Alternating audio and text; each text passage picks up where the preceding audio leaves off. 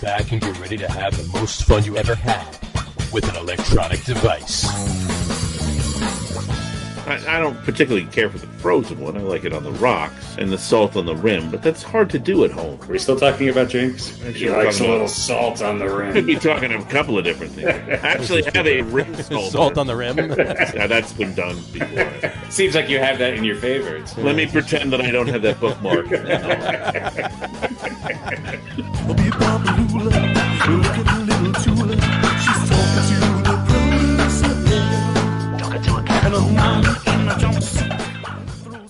All right, everybody, welcome out to the Get On With It Sports Show. It is Wednesday, June 9th, 2021. Jersey Johnny coming at you. And with me, as always, is none other than Mr. Harry Lug Nutz. Say hello, Mr. Harry Lug Nutz. Hello, Mr. Harry Lug Nutz. How the hell are you? Mr. RadioPete is delayed, so he'll be along, presently. But we're going to start the show for you. We're going to start, since we're only about a half hour late. We're only about a half an hour late, 24 minutes to be exact. But hey, who's counting? But we'll get it going. So how's Denver today? It's hot. And I think the Avs blew a game last night in overtime, and the Nuggets need to win tonight. So, but I think there's something different about Denver today. Wait, what is it? What is different about Denver today? Oh, we have, for the first time in the history of our professional NBA team, an MVP. Wow. Isn't that nice? That is amazing. And I would say, and even though the national media could give two shits about him, I think it's very well deserved. And congratulations to the Joker for winning that MVP award. Now, hopefully tonight they can make a few shots and a few layups that they missed the other night and steal one Phoenix. That would be a very, very good thing. It would. That would be a very good thing. And speaking of well, I want to say speaking of stealing things, but speaking of in that respect or whatever, bad things going on in baseball. Bad things going on in baseball. Well, with pitching and all of that horse shit. Pitching and goop and pine tar and the inability to run bases. And well, I mean that doesn't have anything throw to do the ball with to first base. No, the pitchers in the was it Spider Tack? I think that's the brand name of whatever the hell they're putting on the. Is that the same as Fun Tack? Because I used to use that. I used to use that to keep my Farrah Fawcett poster on. Absolutely. Now, let me ask you a question? Did you put it over the corners, or did you ball it up and put it underneath and push it onto the wall? I don't know what the question is, but the Fun Tack. What the definitely, I would definitely never have the Fun Tack exposed. That's just that's fun tacky. That is very fun tacky. Absolutely. Yes. Just too tacky. No, I would smooth it out very thin and then hide it nicely behind each corner and then press it to the wall. Yeah. Mm-hmm. Very true.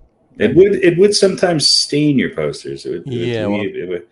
So that makes you think, what was actually in that Fun Tack? It might have been more fun than we were led to believe. Led to believe, yeah, exactly. I don't know. But what was weird though, it stained the poster, but didn't stain the wall. No, I think the walls probably get a little bit more of a less porous finish on it. Hopefully, your walls were not made of paper. Fair enough. I mean, they are technically, but there's a layer of paint over that paper. So. This is true. Usually, right. Yeah. Although in our era of growing up in New Jersey, many of the walls were finished with paneling, from Rickel, and that had probably a nice toxic petroleum-based high sheen finish on it. Absolutely. Had to love it. Like the paneling in the basement lair, if you know what I'm talking about. The only person who knows what I'm talking about is Harry. So.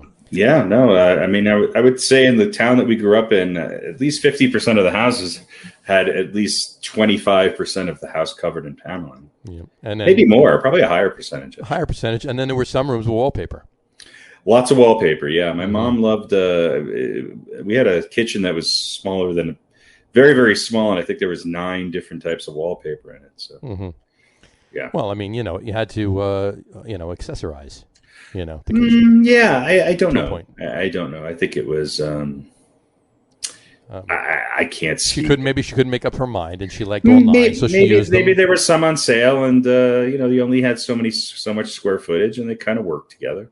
There you go. They were actually pretty funky. No, it definitely. I remember lots of oranges and browns, and it was very cool. Things that would be very hip today. Absolutely. It went from that to the teal and maroon of the 80s, where everything was sort of toothpaste colored. So it was. I like the late 70s influence a little better.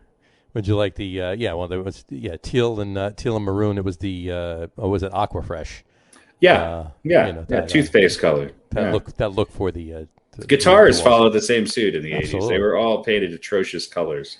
There, so there was much more natural wood guitars, just like the paneling in the 70s, and then along came the 80s, and everything was metallic purple.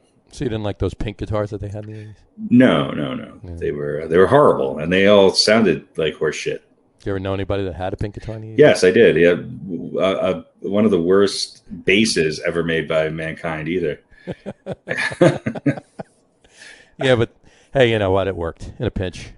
It worked. Yeah, you could almost tell the difference between the notes. Almost that close. But all right. On that note, let's discuss some baseball while we're waiting for Mr. Radio Pete. Anyway, so the MLB is cracking down. What do you think of this issue? You think it's more widespread than just Yu Darvish and a few other pitchers? I don't know. I don't know if is it really a thing, or is this just are we blowing smoke? Did you see the footage of Yu Darvish at the Mets game last week when he was walking away from he faced away, he turned around after he threw a pitch, and he's walking away from the umpire, and you see him stick his hand inside by the thumb of his glove, and he's pulling something off of it with his first 2 fingers, and then he grabs the ball and starts rolling the ball. Phil Niekro would be really happy, really proud. Phil Niekro didn't use spider tack or rosin or anything. Who knows what he used? Phil Niekro blew his nose and put it Vaseline. on the ball. Well, he's Vaseline. Yeah. But the spitballers in the 80s, 70s, and 80s, they used Vaseline, and they put it in their glove. That's why their glove was so well broken in. Sure. In the heel. Well, they're using rosin, they're using pine tar, sunscreen, even sweat. Even they'll wipe their brow, their forehead off, and use that, whatever they can put on it. Part of me doesn't give a shit. As much as I, the trash can banging of the Astros. I mean, maybe we need more. Maybe the Yankees could use some trash can banging to get the bottom. Well, somebody in the bottom fifth third of their lineup to hit over 200. Sure. I mean, I don't know. I don't know how I feel about it. I don't know how much of it is true. Let's see. I mean, Garrett Cole's press conference the other day. I don't know if that was just trying to avoid the question, or I don't really assume guilt from that, but he obviously was not prepped on how to answer that question. Right. Well, I mean, you can't assume guilt because he didn't answer the question, but you can point a finger at the fact that he paused for about an hour and a half before he even said, "I don't know how to answer that." Yeah. So I mean, hey, you know what? Even if he is using spider tack, he's not the only one. It's not like he came up with it and just went out. What is spider tack? I'm not even sure. That's what they're calling it. And why do we want sticky spiders? Maybe it is fun tack. I don't know. Yeah. But or is it something so that you can catch spiders? I'm sure it's probably maybe. It's probably something similar to rosin. If anybody knows and is listening to this, by all means, if you're listening to the audio podcast, you can write in. Let us know. Obviously, we can research it too. I thought spider tack. Jimmy's off tonight. Spider tack was an old shortstop from the Pirates. Oh, spider tack. Yeah. Spider tack. Yeah, exactly. Let's find out what spider tack is. What do you think? Spider tack. Yeah, you can buy it at Amazon. Spider tack. Pictures of spiders came up for me here. It's like. I think it's just a glove condition. Spider tack competition grade is a tacky for loading Atlas stones. It's the stickiest tacky on the market. It maintains its stickiness in the cold and heat better than all other tackies. I mean, is it really? I mean, is it tackier than Orlando? Is it tackier than Dolly Parton's house? I don't know. I'm not really sure. And I got one pulled up. Spider Tack Heavy. Spider Tack Heavy is a thicker version of Spider Tack, the premier tacky for loading Atlas stones in Strongman. Yes. Well, will it impact spin rate? Asking for a friend, and the answer on the interwebs is can confirm it increases spin rate 400 to 500 RPM. My friend Garrett told me. Well, there you go. There you have it, ladies and gentlemen. That is what Spider Tack is. So it's just a heavy, sticky substance that attaches itself to the ball. But I'd be shocked as to, umpires do grab the balls. Baseballs, ladies and gentlemen. If you ask him nicely. If you ask him nicely, right. Not like some other people. But in any event, wouldn't they feel it? Wouldn't they see it? I mean, unless it's like a clear substance, I'm assuming it is. But still, wouldn't it? It's not like once they throw it and it hits the catcher's mitt, it falls off. I guess, what is an Atlas stone? Is an Atlas stone what you use in curling? I'm assuming it said in strongman, so that has to be. So it's like a power lifter. It's a power lifter's. Yeah. So okay. Yeah, so that's what I got out of it. So Spider Tack. So it's used so that you can improve your grip. Right. Improve your grip. Alrighty then. Now we know what Spider Tack is. And nonetheless, an illegal substance. Is it on the illegal substance list? I'm assuming, maybe it isn't. Maybe it isn't, and it needs to be. Bottom line is they're assuming Major League Baseball is assessing that there's probably somewhere in the neighborhood of 70% of the pitchers. Well, did Garrett Cole not use it his last time out? Because that would explain why he got shellacked for the first time this year. Well, that's what they're saying now, because he hasn't, quote unquote, been using it, and his spin rate has been way down. So they're assuming that he stopped using it, and that's why his spin rate isn't.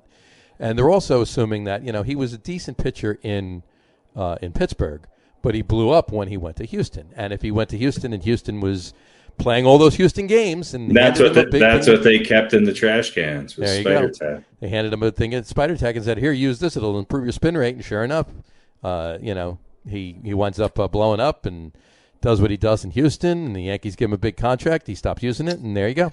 Well, why would he not give it to Talon then? Who the hell knows? I think all the Yankee pitchers could use a little Spider Tack. Would probably. Actually, the Yankees pitching has been okay. It's just they can't score runs at all. That's the bigger issue. Right. I mean, if everybody stops using Spider Tack, and that means, Clint Frazier can hit 198 as opposed to 173, then that'd be great. Well, you would hope that if they all stopped using Spider Tack, they would all be able to hit like 298 instead of 173. Well, the bottom of the Yankees lineup is never going to hit 298. Well, this is true. You would hope, though. You can hope things. So, but I'll give you a guess. I'll give you a hint. I don't know if you know this. You may know it. Who was the actual one that dimed out people, if you will, pitchers around the league 3 years ago in 2018, saying that 70% of the pitchers use either Spider Tack or rosin or pine tar or sunscreen or something on their balls for spin rate. Who do you think that was? I don't know. I don't keep track of reports on what people put on their balls. That would be Mr. Trevor Bauer. Trevor Bauer. There you go. Trevor Bauer. Yeah. He. What does Trevor Bauer use on his balls? I'm not sure.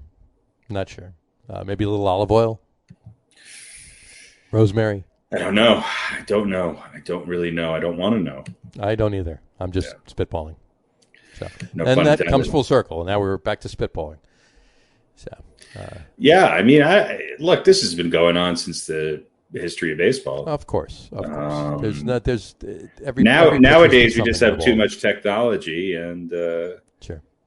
And you can't just charge them out and beat the crap out of somebody every once in a while either. So it's it's just not as much fun anymore. What was the other thing?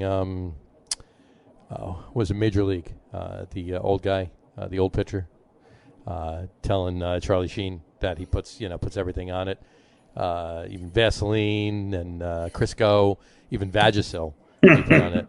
And he says if he runs out, or if he gets caught using any of that stuff, he just rubs a little jalapeno in his nose, and then every now and then just rubs his nose and puts that on it. So, there you go. That's exactly how it was written in the script. That's what it said. That's what it said. So, but I mean, there's a lot of truth out of that, though. It's not like they just made that up. Well, that's what I'm saying. Vaseline was the go-to. I mean, there were a lot of junk ball pitchers in the day too, and if you're loading up a knuckleball, boy, it's gonna move around a lot more. Exactly. Well, we'll see how that all plays out. But there's a couple other issues that have been going on at least the last week anyway. You always bust my chops about umpires getting bad calls, and of course you knew I was going to jump in and say last night's game in Baltimore with the Mets, right? The double play that wasn't, even though it was reviewed, and you could tell he was safe. You could tell he was out. One of the shots looked like he could have been safe, but he was out. But as close as that play was, it didn't really matter because the Mets got their asses handed to them last night. So it doesn't. It wouldn't. Whether he was out or not, he was. The Mets weren't winning that game because of that play. But another call, and I'll let you take the floor for this one. Is that strike 3 outside pitch on Sunday night? It was. I mean, on Odor, it was. Yeah, it was way outside. It wasn't even close. It wasn't even close, and it was almost a foot outside. Yeah, yeah. I like how they're calling it questionable. The Sporting News actually had a headline, which I think got it right. Yankees roughneck Odor victimized by horrendous missed strike call in 9th inning versus Red Sox. Unbelievable. So that's what it was. It was horrendous. Now, does it mean the Yankees would have scored 2 more runs and tied the game? I don't know. Yeah, who knows? But you certainly don't want to lose on that pitch. The game was tied because that pitch, that strike 3, sent the game into extra innings. Right.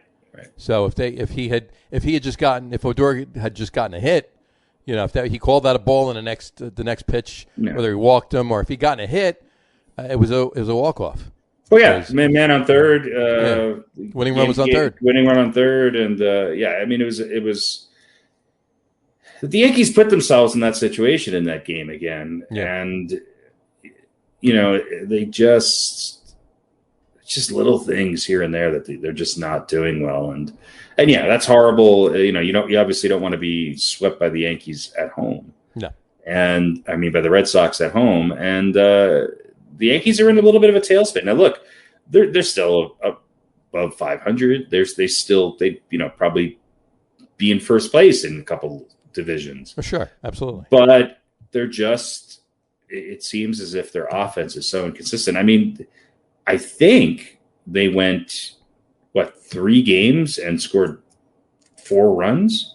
Well, yeah, here's the stats from the, forgetting about last night's win against the Twins. Yeah, because a lot of that was late innings, garbage time, padding the score. So taking that game out of the equation here, the previous 10 games, they went 2-8. Offense-wise, they scored 2.7 runs per game over those 10 games. And a lot of that was jacked up because they had 1 game or 2 games where they scored a decent amount. Sure. I think, I mean, I'd have to look back at what the scores were, but it just seemed like their offense wasn't bad. It was anemic. It was really, really, really bad. Their team batting average for those 10 games was .218. Right. Even worse, their team batting average with runners in scoring position was .122. And that's you hit the nail on the head. Because the Yankees have players who have a pretty high on base percentage. They are, LeMahieu's got his average is way down this year. He's striking out more than usual, but his on base percentage is still pretty good because he's walking. Right. Same thing with somebody like Judge, even Sanchez. His on base percentage is a lot higher than their average because they do get on base, and the Yankees have really, really struggled with runners in scoring position, and that's the problem. I mean, against the Tigers, they scored 4 runs in a 3-game series. Against the Blue Jays, they won 5-3, but they scored 2 runs in the previous 2 losses. Yep. You go to the Rays series. They beat the Rays 2 out of 3, and you're like, or maybe they're turning it around, but they still won with not scoring very much. Right. And then they got blown out in the last game with the Rays, and then they just can't score against the Red Sox. They can't. And they're putting people in scoring position. They just can't close the deal. Right. That's better than not having anybody in scoring position, because I do think eventually that'll change. Maybe that'll change a little bit. Here's another thing that plagued them for those 10 games too. They hit into 9 double plays. A lot. Yeah. And their defense, the Yankees have a lot of people playing out of position. The two biggest the 2 biggest disappointments for the Yankees this year are 2 guys who are not playing right now. Aaron Hicks' his injury has really disrupted the outfield, especially defensively. Yep.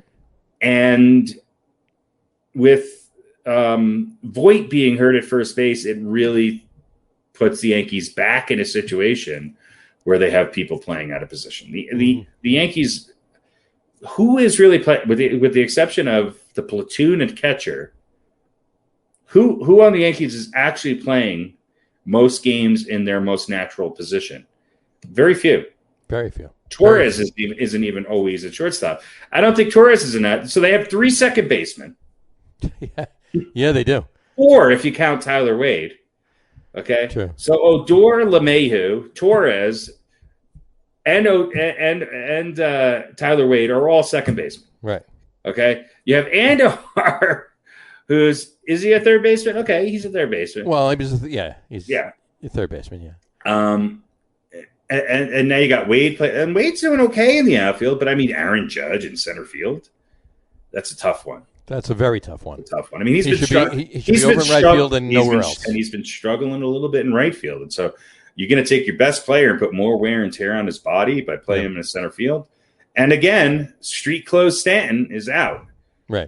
And it's just... Is he hanging out with AD? He's hanging out with AD. The AD doesn't have to play anymore. Stanton, I mean... AD's done until October, November. So. Yeah, it's just bad. Yeah. Well, with a little luck, they'll turn it around. But he's back. He's back in the lineup today. The game is being delayed, and Andujar's playing left field, so there's a third baseman playing left field. On the yeah. We had this experiment last year because I like Andujar's bat in the lineup, but Urshela's when Andujar was the starting third baseman, Urshela would come in the late innings for defense. Right. So it's Gardner's back in center field. We got a 45-year-old center fielder, and Judge is back in right, and we got Andujar in left because he's hitting 50, 60 points higher than Clint Frazier or people out of position is like all over, especially in New York too. Because I mean, look at the Mets. The Mets are even worse. Yeah, you got. I mean, whatchamacallit? Dominic Smith. Dom Smith is he's a first baseman, and I mean, statistically, glove wise, defense wise, he's a better first baseman than Pete Alonso.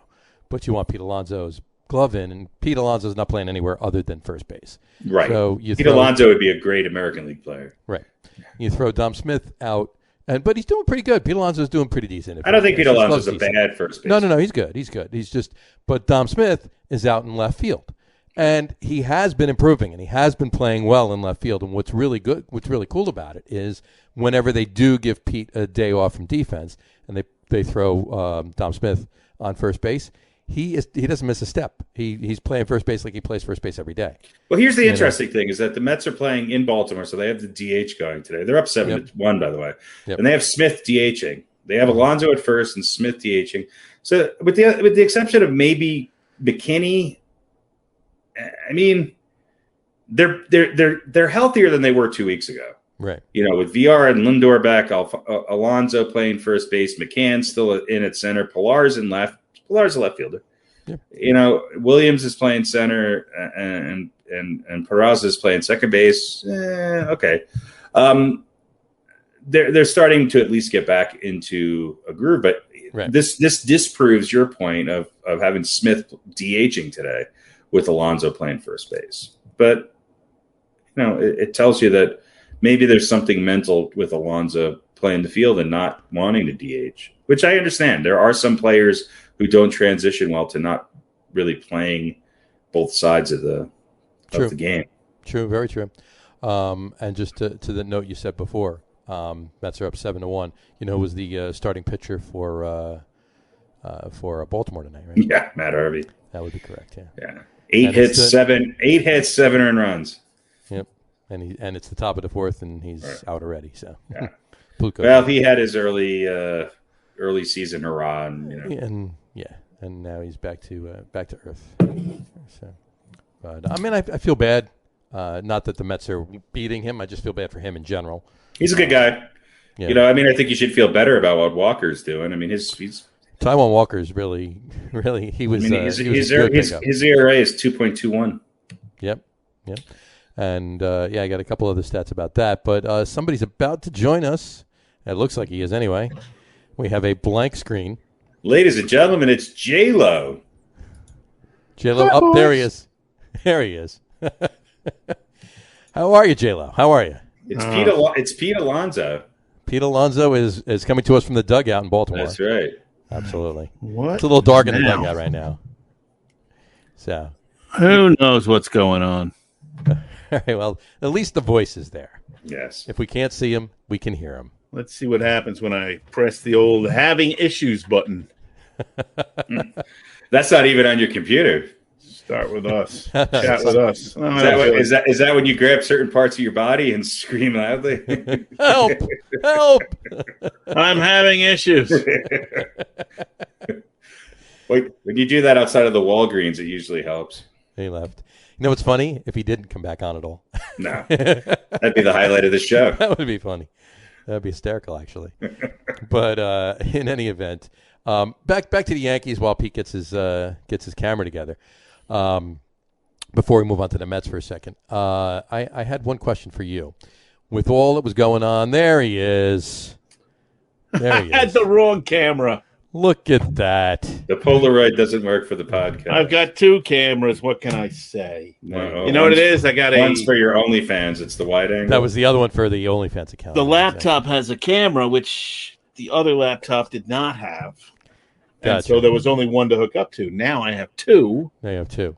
And the other one, things like let's go with the one that has nothing on it. So you have one. You have one mounted up here, and then you have one mounted down here, right? That's what. The OnlyFans one is under the table, yes. Exactly. Gotcha. And it's on right now. Absolutely. I don't like to waste time. I'm a multitasker. And John and I are your OnlyFans. Well, as long as you guys pay, I don't care. There you go. I'm not paying. I got a free. You're going to be down to one after we got free trials. That Best Buy gift card is going to run out of money soon. Absolutely, I got a coupon. Oh, jeez. We were just wrapping up the Yankees before you came on. We actually started a little Mets talk because they're up 7-1, and Matt Harvey got bounced out of the game. 8 hits, 7 earned runs. But just to wrap up, doing overall? I have no idea. Not as good as he was doing in the beginning of the season. He's tailed off. His last couple starts have not been good. That's to be expected, though, right? I mean, yeah.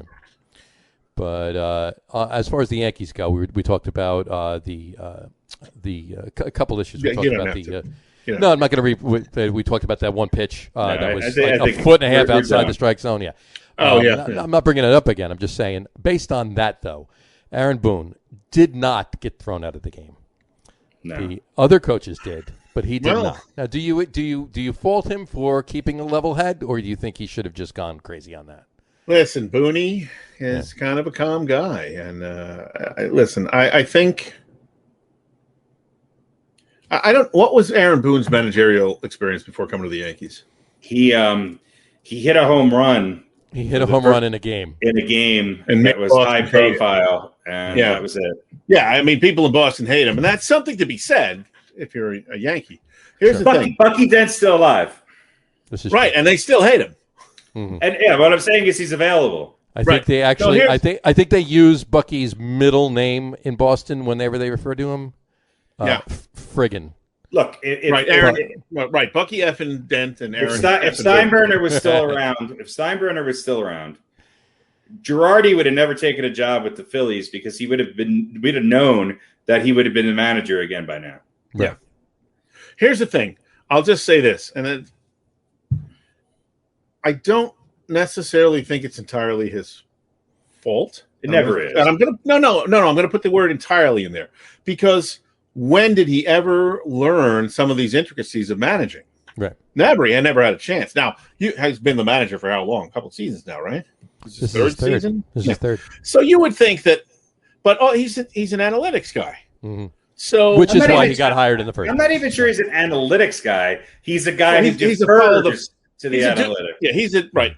He's a do what he's told kind of guy. Right. So are the Oakland A's analytic guys. They just seem to be able to manage the game a little better. And by the way, they have more wins with far less of a payroll. Yeah, well, so I don't know if he's really. I mean, if you don't really get to be a manager, then how do you learn to really be a manager? Now, having said that, you ought to be ranting and raving and kicking dirt and throwing your hat and making sure that you are tossed out of the game after bullshit like that. Right. And anybody should really know that. But I'm just saying I think that part of the job of managing is completely foreign to him. He did not. It's completely foreign to most managers. Right. Except the old school guys who are still around. Right. Anybody who's coming up through the minors. The Lou Piniella training. The Lou Piniella training video obviously did not make it onto his TikTok account. Right. But I mean, this isn't just the home plate should have been picked up and thrown across the field. At least.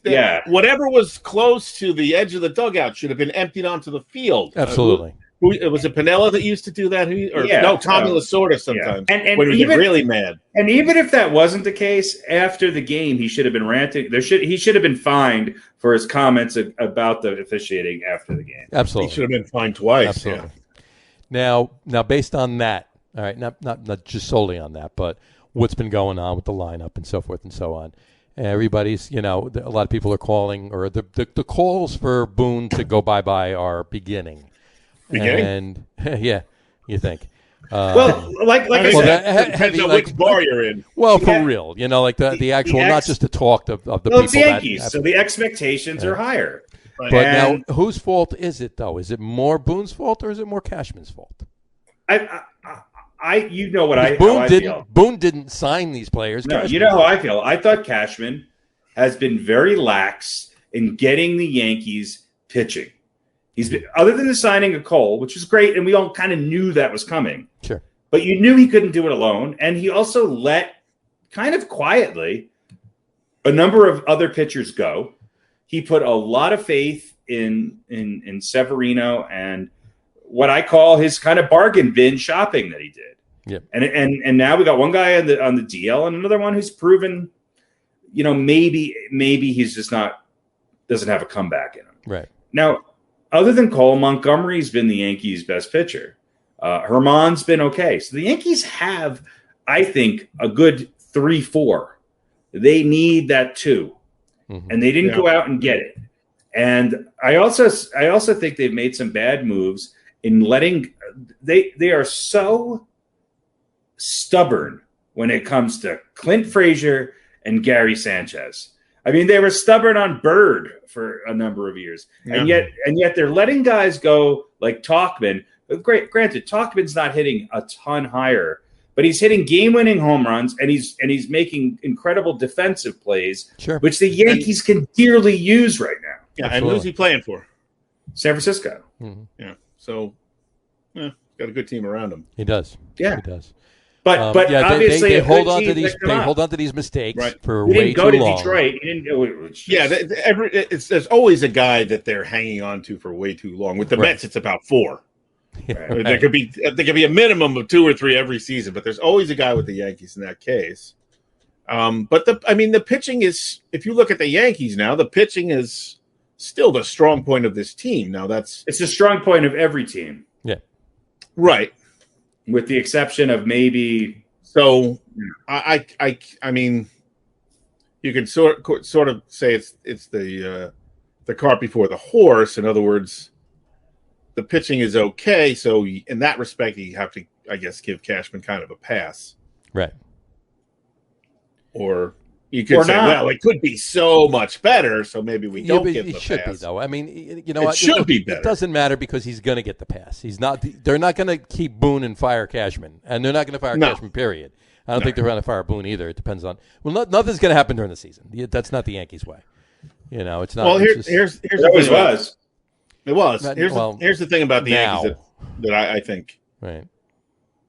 We've been saying for – what is it, June? Is it June already? It is June. June. So 9th. We've been saying for a little while now. Yep. Just wait till the Yankees come around. Right.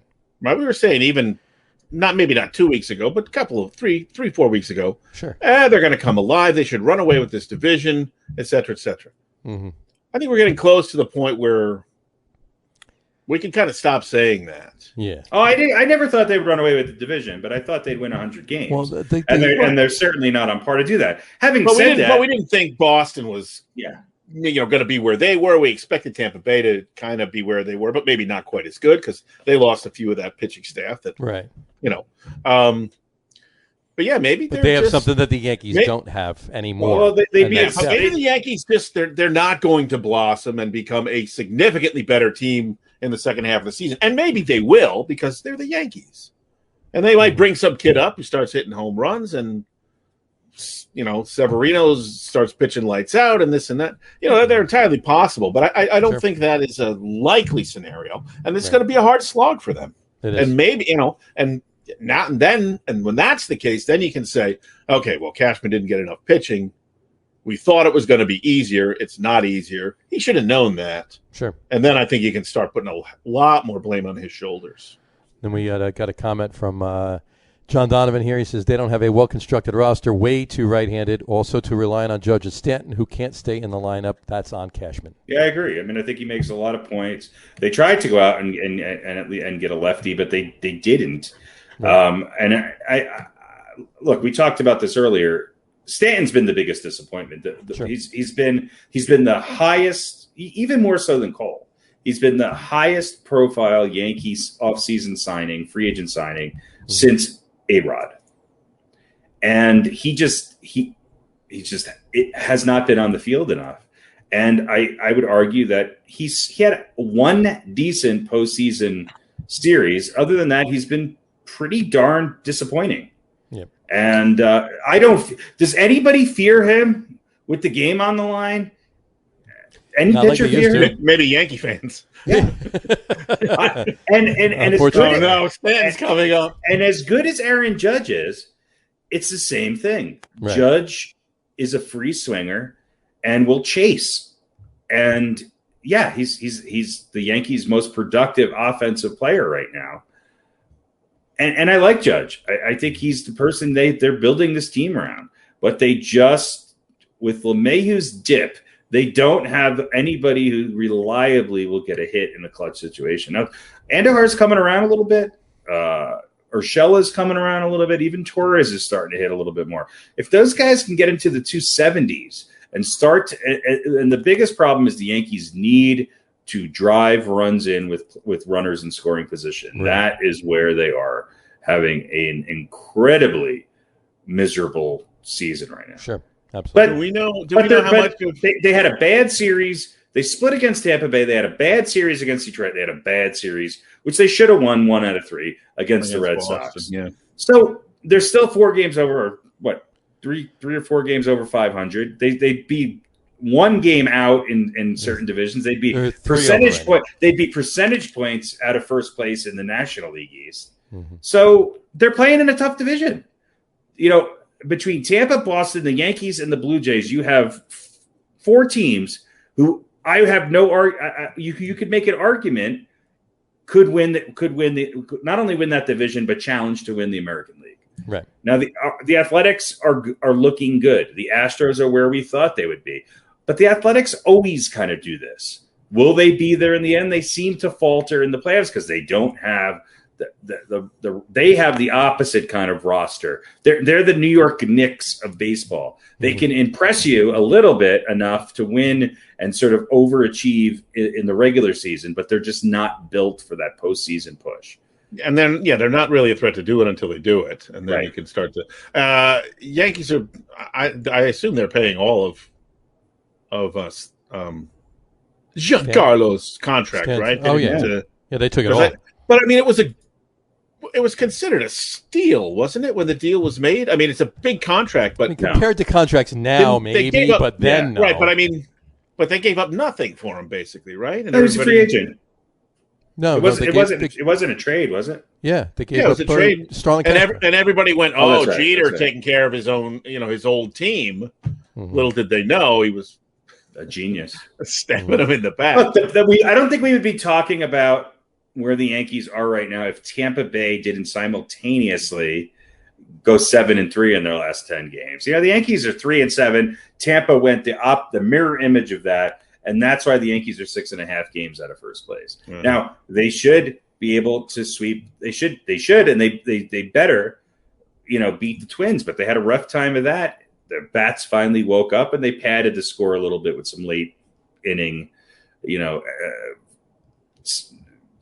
bonus runs with Sanchez's home run. Right. But that's really been the difference because Boston, Toronto, Baltimore, they're all basically sort of playing 500 ball in this last 2 weeks.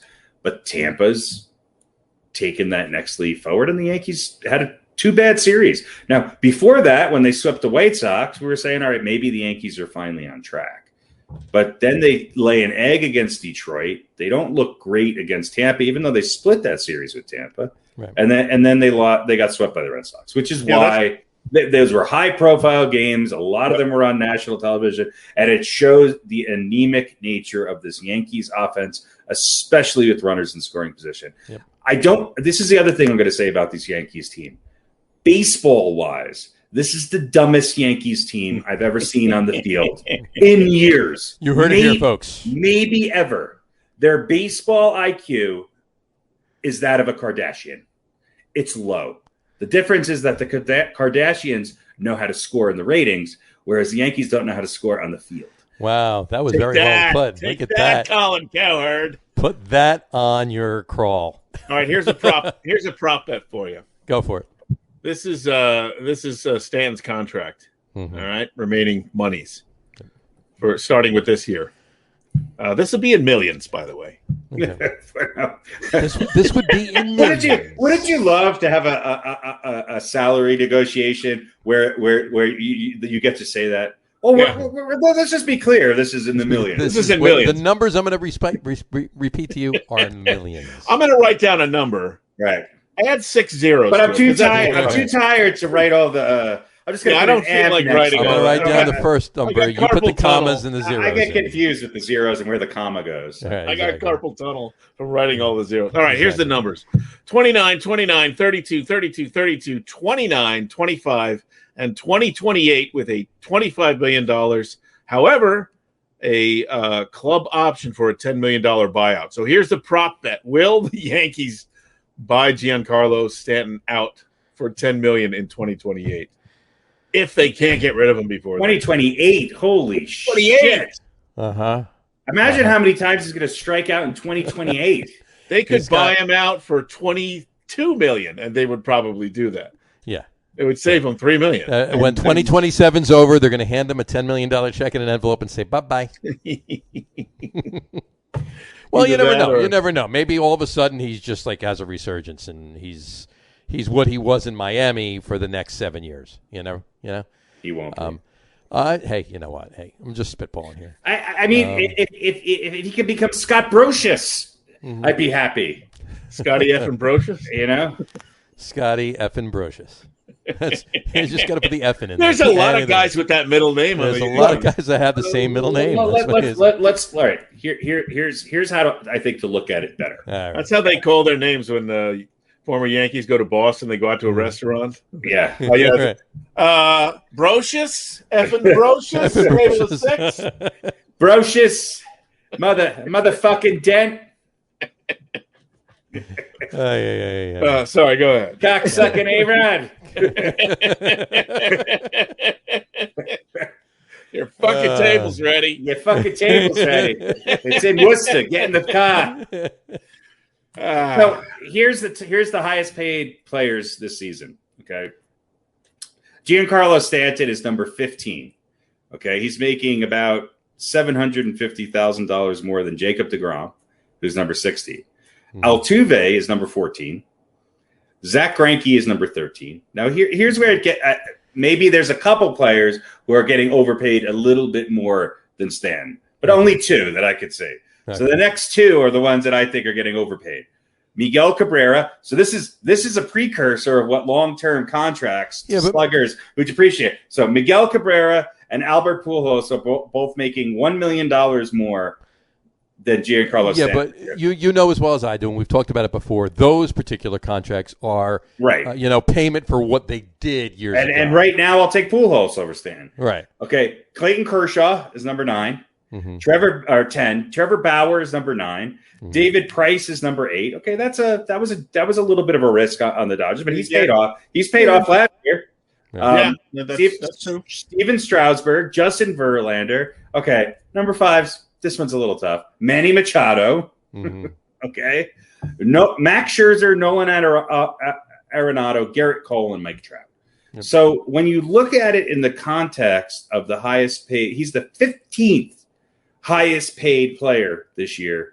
And obviously he's going to probably stay in that area for at least the next 5 or 6 years. Sure. But they've got him under contract for the next 7 years. Yeah. After this year. So this year and then 7. Yeah. If it was just a production issue, then I'd be like, okay. But he can't stay on the field. And he can no longer play the outfield. So he's a designated hitter that can't hit because he can't stay on the field, and he's like that a bad boyfriend. He has 1 week where he's living up to his promises, and then after that it's back to the same old stuff, and then he disappears because he's hurt. Right. It's been the worst signing I think since what's his name? Who's this center fielder that they signed from Boston? Ellsbury. Yeah, I mean Ellsbury was way worse. Right. But this is bad. Yeah, Ellsbury never played. No. How many games did he actually play for the Yankees? Seasons he was sitting out for, If only the first season. he got paid to rehab. Yeah, pretty much. Although I think did he come back a little bit and he was just terrible and then he got hurt again. Yeah. And then I think they really didn't mind that he wasn't coming back. No, and then they paid him for another 2 years. Paid him for another 2 years. So like, take your time. Maybe you need a few more minutes on the bike. Don't hustle back. He signed a 7-year, $153 million contract with the Yankees before the 2014 season. Yep. So technically, this would have been the last year of that contract. 7. So he's like yeah. No, last year would have been. Yeah, and he's I think he's still getting paid $21 million for 2021. There you go. So he's the Bobby Bonilla of the Yankees. Yeah, but Bobby Bonilla only gets $1.5 million. Yeah, I know, but he does absolutely nothing for it. Right. Well, I guess Ellsbury does nothing for it either. On those notes you mentioned before with those salaries, and you put Price in there, and you're talking about the Dodgers and everything else. Switching over to the Mets really quick. Mets team ERA is 3.05. They're second in the entire league. Behind the Padres is number 1, and they're 2.83, and they're ahead of the Dodgers with team ERA. Dodgers are 3.26. So now a lot of that is because of Mr. DeGrom. Jacob DeGrom's ERA is down to 0.62. What is the and his batting average is like 4.80. His batting average is 5.91. 5.91 is his batting. What's the combined ERA of B, C, D, and E? More than that. But you know what? If it's 3 and he's less than 1, but no, they have 3 guys under 3. Yeah, no. Stroman and Taijuan Walker are under 3, under 2.5. Stroman is. Oh wow, I didn't think it was. I thought he was around 3. Taijuan's at 2.2, and I think Stroman's like 2.45 or something. Got it right here. But I have a question while I look that up. Do you guys think that DeGrom has a legitimate chance of Marcus Stroman's ERA is 2.41. And Taijuan Walker's is 2.17. I was off by 0.4. You were off by 0.4. Yeah, You're just not a fan. Look at that. Do you think DeGrom has a legitimate chance this year of breaking Bob Gibson's 1.12 ERA record? I think he does. The only thing that's going to hurt and help the Mets, but hurt his chance of doing that, is if he stays healthy. They've learned that they can push him a little bit more deeper into the game, and so there might be a garbage run here or there that's hurts that a little bit, maybe. Right. But I think he's got the best legitimate chance that I've seen out of pitchers in the last 15 years. In 9 starts, he's given up 4 runs. Yeah. And 3 of them were home runs. Yeah. 3 of them were solo and home they've runs. scored. Maybe he has to stop using spider tack too, but I hope not. Everybody's swearing up and down that he does not use anything. Well, here's a little stat. Except maybe his own. Here's a little stat to make Yankee fans even sadder than okay. The Yankees have paid Jacoby Ellsbury, or will have paid Jacoby Ellsbury by the end of the season, $68 million for 0 games played. I would have done it for half that. Yeah, exactly. I would have done it. I would have done it for a quarter of that. I would have done it for 1/68 that. I would have done it to play in every game. I would have been out there with one leg. I would have played and sucked, and they would have get. How can you get mad at me? He makes like $80 a game. I still think I still think I could hit higher. If you pay me that much money, well, I would hire the best hitting coach. Any of us can hit higher than somebody that's not playing at all. So. And I definitely could hit higher than Clint Frazier this year. Well, at least it gives us something to talk about. This is true. I mean, if the Yankees were great and cruising along, it'd be boring. And they say the curse of the Bambino isn't over. Yeah.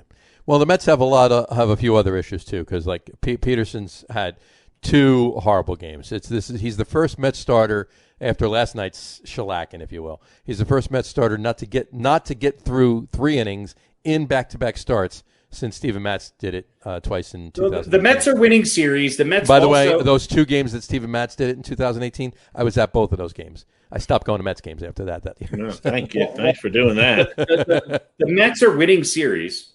Okay, so they're winning. I think they've won 5 out of their last 6 series, didn't they? They split with. They split with Colorado, right, or Arizona? No, with Arizona. Yeah, Arizona. Yeah. So they're doing what they need to do. The other thing that I don't like that the Mets are doing is this, sort of start somebody for an inning and then use 9 pitchers in the end of their rotation. That doesn't seem that seems to be hurting their bullpen in those other games where they might need them. So, sure, yeah. The Mets need a starter. Bullshit is the Mets need a starter, and I don't think the Mets need a great starter. They just need a serviceable starter who can keep them in a couple games. I got something to bring up. They have one that might be coming back. They do. I think they're just kind of waiting. We'll just run our bullpen out there. That's it. For a couple of more. Another. Has anybody seen Syndergaard? Yeah, something like that. When's Syndergaard coming back in July? Is that it? Yeah, I think he joined the tennis circuit. Well, there's issues now, so it might be a little longer. But and Carrasco, the word on Carrasco is not 100% yet either. So you want Syndergaard back though. That's who you want back. Of course. As long as the Ice Giants keep to themselves, then we're fine. Speaking of running pitchers out there, all right, that's a perfect segue for this. I got to bring this up. I don't know if you guys read this at all. You know who Bill James is? No. Bill James is LeBron's father. It's LeBron's father, exactly. Bill James is he's been called the Godfather of sabermetrics. Okay, the Godfather of sabermetrics. He's a writer, a historian, a statistician. His work is widely influential. I thought that was Jonah Hill. He coined the phrase sabermetrics. The Society of American Baseball Research, SABR, sabermetrics. So there you go. He coined it. So anyway, he came up. He said, baseball needs to change. He says every generation says they don't play baseball like they used to. So it changes all the time. So he's got new proposed rules. And we'll breeze through these, and I got a couple graphics for him too. We'll breeze through these quick. He's got a couple of ideas for new rules that can help speed up the game. Here we go, trying to zero in on that 2.5 hours a game. And he's quoted as saying, the players will all be happy because they can go home earlier. That's what he said. So, in any event, here's some of the rule changes. These are notable rule changes. 3 changes that must happen. You got to stop the batters from stepping out between pitches. All right. You have to limit mid-inning pitching changes, and you have to limit throws to first base. Those must happen. So this is all about speeding up the game. This is all about speeding up the game. Here's a list of proposed pitching changes. Limit team to 3 pitchers in first 9 innings. Limit team to 11 pitchers on roster, period. Limit number of pitchers who can be used in a series, and prohibit any pitcher from pitching in consecutive games. Well, that's utter bullshit. Although very few do now. I mean, it's like a closer comes in and pitches 1 inning, you have to rest them the next game. You have to rest the next game. Yeah, absolutely. Yeah. And then here's a couple of batting changes. 1, move batter's box 1 inch away from the plate. Not you sure. Mean out? Out. 1 inch farther away? Okay. Okay. Enforce rule requiring batters to stay in the batter's box. That was a repeat of the first one. And whatever equipment a batter wears into the batter's box is worn until he returns to the dugout. Meaning he can't take shit off on the base. He can't take a pad off or this off and hand it to somebody and all of that. Hey, Jim James, every one of those rules is absolutely important, and I could give 2 shits about it. Exactly. And wasn't Jimmy James the boss on news radio? Jimmy James. Bill James. But yeah, Jimmy James was. Yeah. And there's one more rule that I got to tell you that wasn't on any of those graphics. I got to just tell you this one. This is the best one. This is the one you're going to laugh at the best. Ready? A hitter only gets to foul off a 2-strike pitch once. After that, it's strike 3. So he can't sit there for 20 Not even the old 4 fouls and you're out like we used to play in the So we want to take a game that on many days we can't seem to score any runs and make it more difficult. Right. So to me, this is what I'm getting out of it. And tell me if I'm wrong or not. To me, all of this equates to this. The purpose of playing baseball is to get it over. Finish playing baseball. Yes. Is to get it done. Get it done. Get it over with. Let's start the game so we can finish it. I thought that was that's raking leaves, not playing baseball. The joy of the game is about playing it, not fucking finishing it. Now, I have a good job for Mr. James. What's that? He should go and work for the Division of Motor Vehicles. How can it speed it up? Absolutely. I think you hit the nail on the head there. Now, he's a writer and a story. I mean, he's well respected, but these rules. He's well respected in efficiency, sir. Insane. Yeah. And I'll tell you one thing. You damn well better know that Rob Manfred is right now. He's looking at all of those rules proposed rule changes and salivating because Rob Manfred wants to get the game done in an hour. Just get it over with. Start it. Well, it's horrible for revenue. It's horrible for revenue.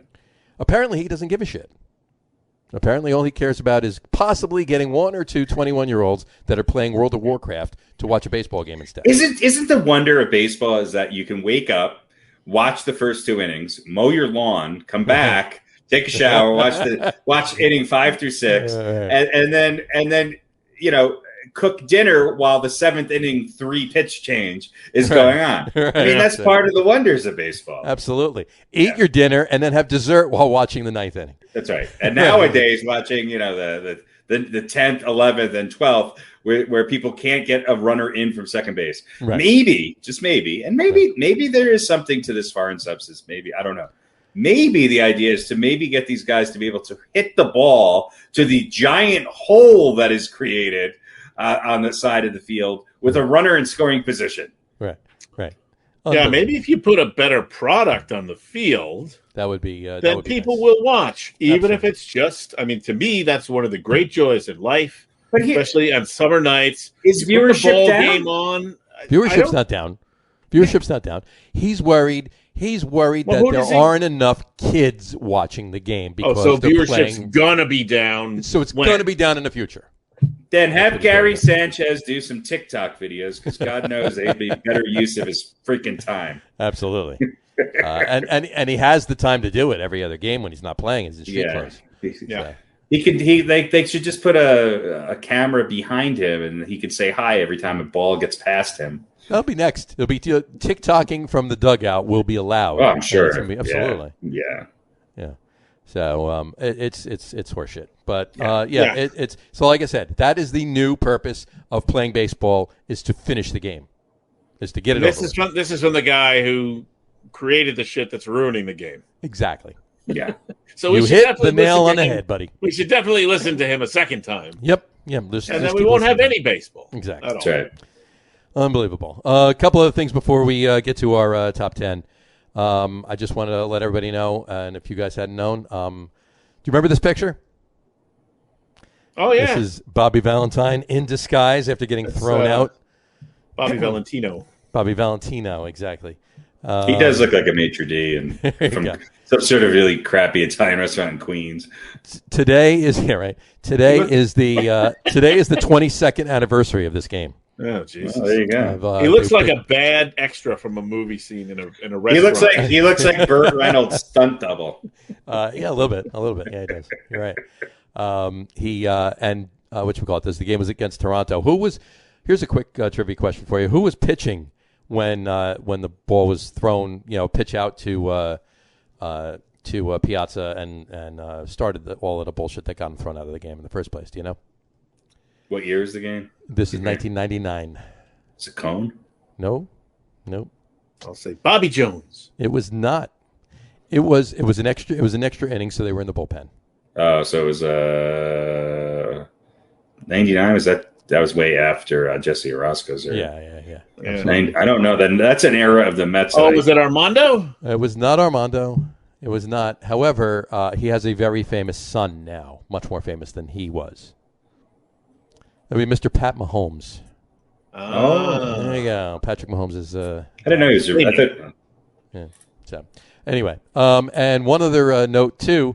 That's kind of a dubious honor. Yeah. Pat Mahomes was the man that threw the pitch out to Piazza that got Bobby Valentine thrown out of the game when he returned and pretended to be exactly a waiter. There you go. There's a great stat for you. Remember that. File it away. Here's one more for you. And our two listeners just signed off. They did. Todd Frazier has a new job. He was DFA'd from the Pirates last month. Todd Frazier has a new job. He's playing baseball once again. Hey, hot dog! Tokyo. Right here. He's playing for the Miners. The Miners, the Sussex County Miners in New Jersey.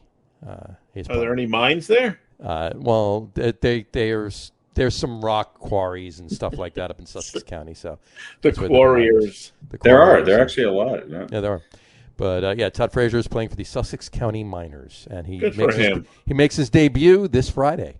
So if anybody's available, we want to take a ride up to Sussex County and watch Todd Frazier. They're playing the Valley Cats, which I believe Ricky Henderson is still playing for. Probably is. I think he's playing and managing. As a matter of fact.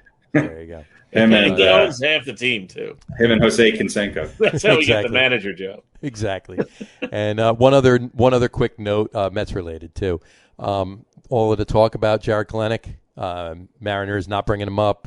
Then they brought him up. They should have brought him up. Guess what? He's back in AAA. It's a bad name, Kalenic. It just sounds like there should be a hose attached to it. Not Kalenic. I know.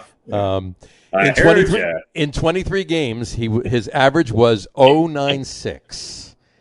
He had 6 RBIs, 2 home runs, and only 3.378 was his OPS. He could play left field. OPS is on base percentage plus slugging, so he only has 378. He could play left field for the Yankees. Yes, he could. Yeah.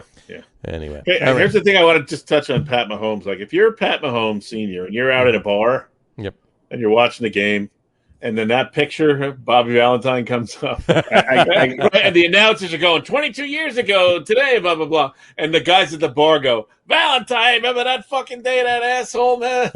You think Pat Mahomes is going to go, I was on the mound that day. I don't even think my pitch out caused that. He's kind of sink down in his chair. I doubt he remembers. He may not. I think Jersey Johnny's probably one of 3 people who remembers that fact. I've seen a couple interviews. He's actually pretty remembering a lot of the crap that went down back then, but he may or may not remember it. Who knows? There's probably a lot of stuff that guys didn't want to talk about. Sure. In the moment, but sure. That's funny stuff. It's just like, God, please let no one recognize me. Let no one recognize me.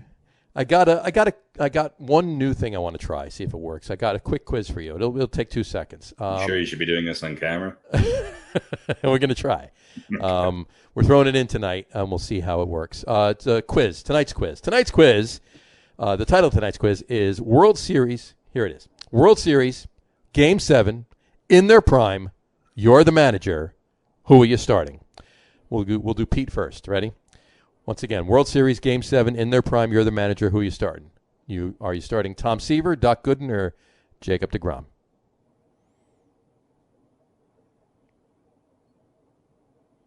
Silence. Is this they're in the era of their prime, or they're all in their prime now. They're in their prime. Well, it's right now, but they're in their prime. Yeah. So who were the 3 choices? World Series Game 7 in their prime. You're the manager. Who you Seaver, deGrom, and who's Seaver, Gooden, or deGrom? That's easy. It's definitely one of them is definitely already struck out. I'll take deGrom. You're going to go with deGrom. I'll go with deGrom. All right. I have another list for you, Harry, but you want to weigh in on that? Who are you starting? I agree, and I definitely would not start Gooden. No. It would either be deGrom or Seaver. I think I would start Seaver.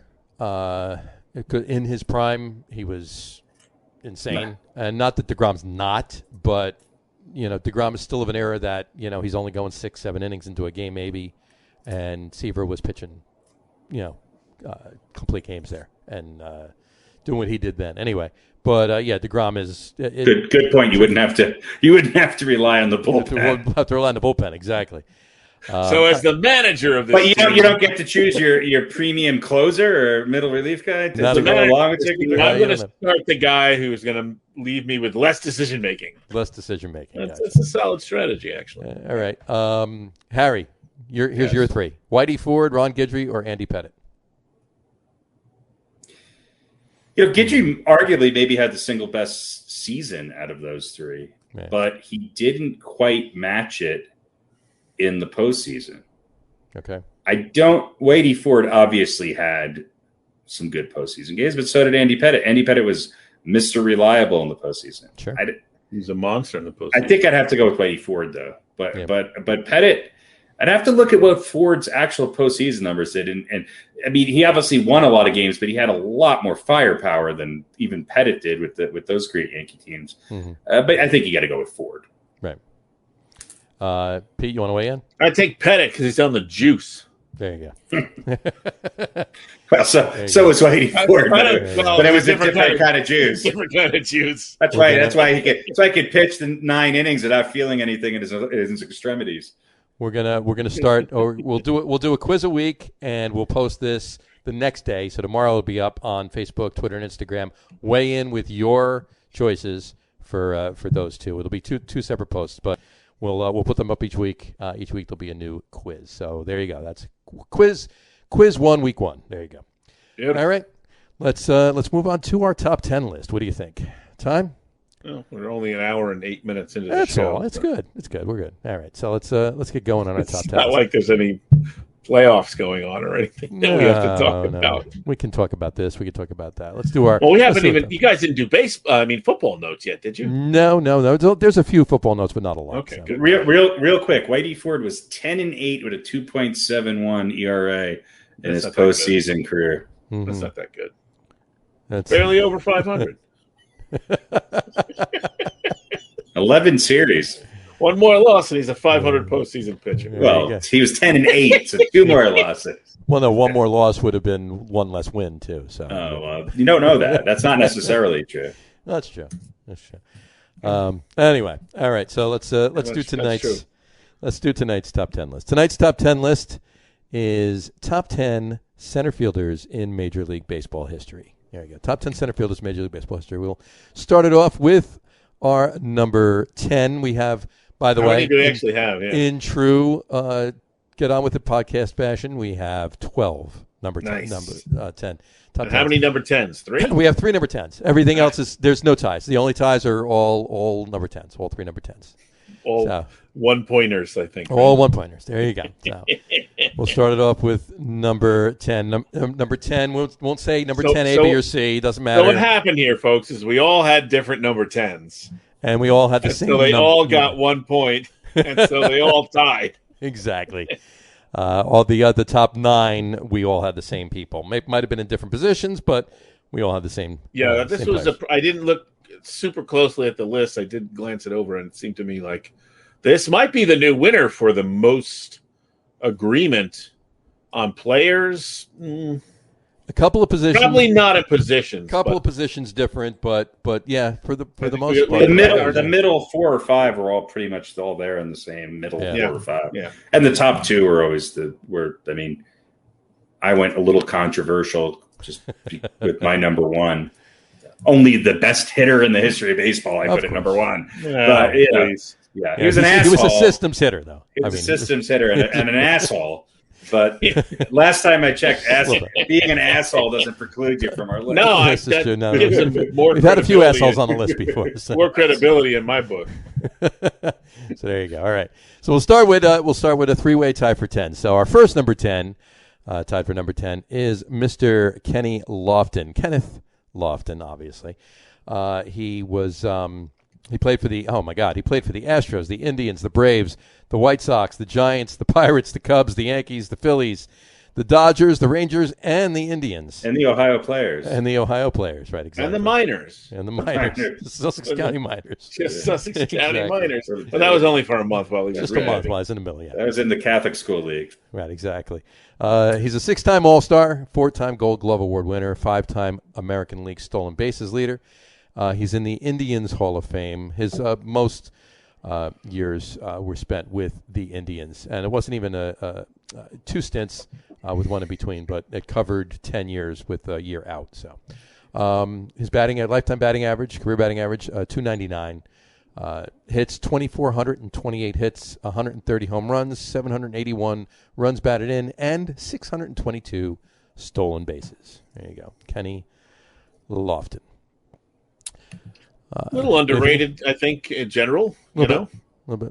Certainly not a guy that maybe stayed at, on people's minds once he retired. Kind of faded away, but real quality player and almost 700 stolen bases. That's nothing to shake a stick at. He's in the top. He's made it to the top 10 all-time center fielders, even though he's number 12. Really like an old school. Prototypical center fielder, right? Didn't have a lot of power, slap hitter, get on base, and run like the wind. Yep, that was pretty good defensively too. Really good. Was he on the one Braves team that won a World Series? Was that he was on the Braves team that lost to the Marlins? That's right, in the World Series. Actually, no. So he never won. He never won. I'm sorry, lost to the Marlins in the NLCS. I'm sorry, lost to the Marlins in the LCS. When the Marlins won the World Series, and he was on the Marlins. He was on the Braves for 1 year between his stint with the Indians. Yeah, I couldn't remember if he never won a championship. No, he hasn't. That's what I thought. Yeah, I couldn't remember if he was on that 1 year the Braves actually won. Yeah, he was on the Yankees in 2004, so he came close to going to a World Series, but we all know what happened in 2004 for the Yankees. Yeah. So, but in any event, he spent the most of his time with the Indians. Every other team he was only on for a year or part of one. So, but in any event, there you go. Number 10, tied for number 10, Kenny Lofton. Moving on to another tied for number 10, Mr. Jim Edmonds, James Patrick Edmonds. His tour took him from the Angels to the Cardinals, Padres, Cubs, Brewers, and Reds. I do remember when he was on the Angels. Sure, absolutely, yeah. That was the bulk of his career. Actually, he pretty much. Actually, no, I'm sorry. He split. He was on St. Louis longer than you remember. Yeah, he was. He was on the Angels for 7 years, and he was on the Cardinals for 8 years. And then he had a few other teams that he bounced around for the end of his career. 4-time All-Star, World Series champion in 2006 with the Cardinals. Shouldn't have been, but I keep saying that anytime we bring up the Cardinals from 06. 8-time Gold Glove Award winner, Silver Slugger Award winner in 04. He's in the Cardinals Hall of Fame. Career batting average 284, 393 home runs, and 1199. One shy of 1,200 RBIs. Jim Edmonds. Guys? Great player. Didn't have as a really long career, but he was very good for the time that he was on the field. Yeah, kind of all around, right? Decent average, not super, not that close to 300, but good power numbers, right? Mm-hmm. And I mean, put him on your list of defensive center fielders. Where does he rank there? All time. Right. Yeah. His up near his the top. defense was it's at the top. He's at the top. Yeah. I think everybody on this list was a pretty darn good. Oh, sure.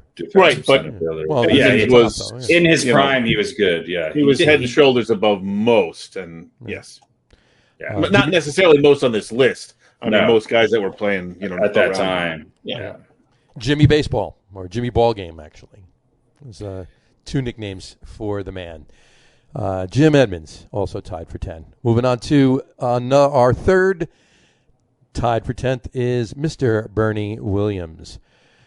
Burnaby Williams Figueroa Jr., to be exact. I wonder whose list he was on. Let's back up this decision. No, you don't have to. You've done it before, and I agree with you. No, I agree. He was right there with mine. I said this before. I said this before we started, too. I said this to Harry. Excuse me. More hits, higher batting average, and more runs scored, and more RBIs than Jim Edmonds. I only didn't pick him because he was a Yankee.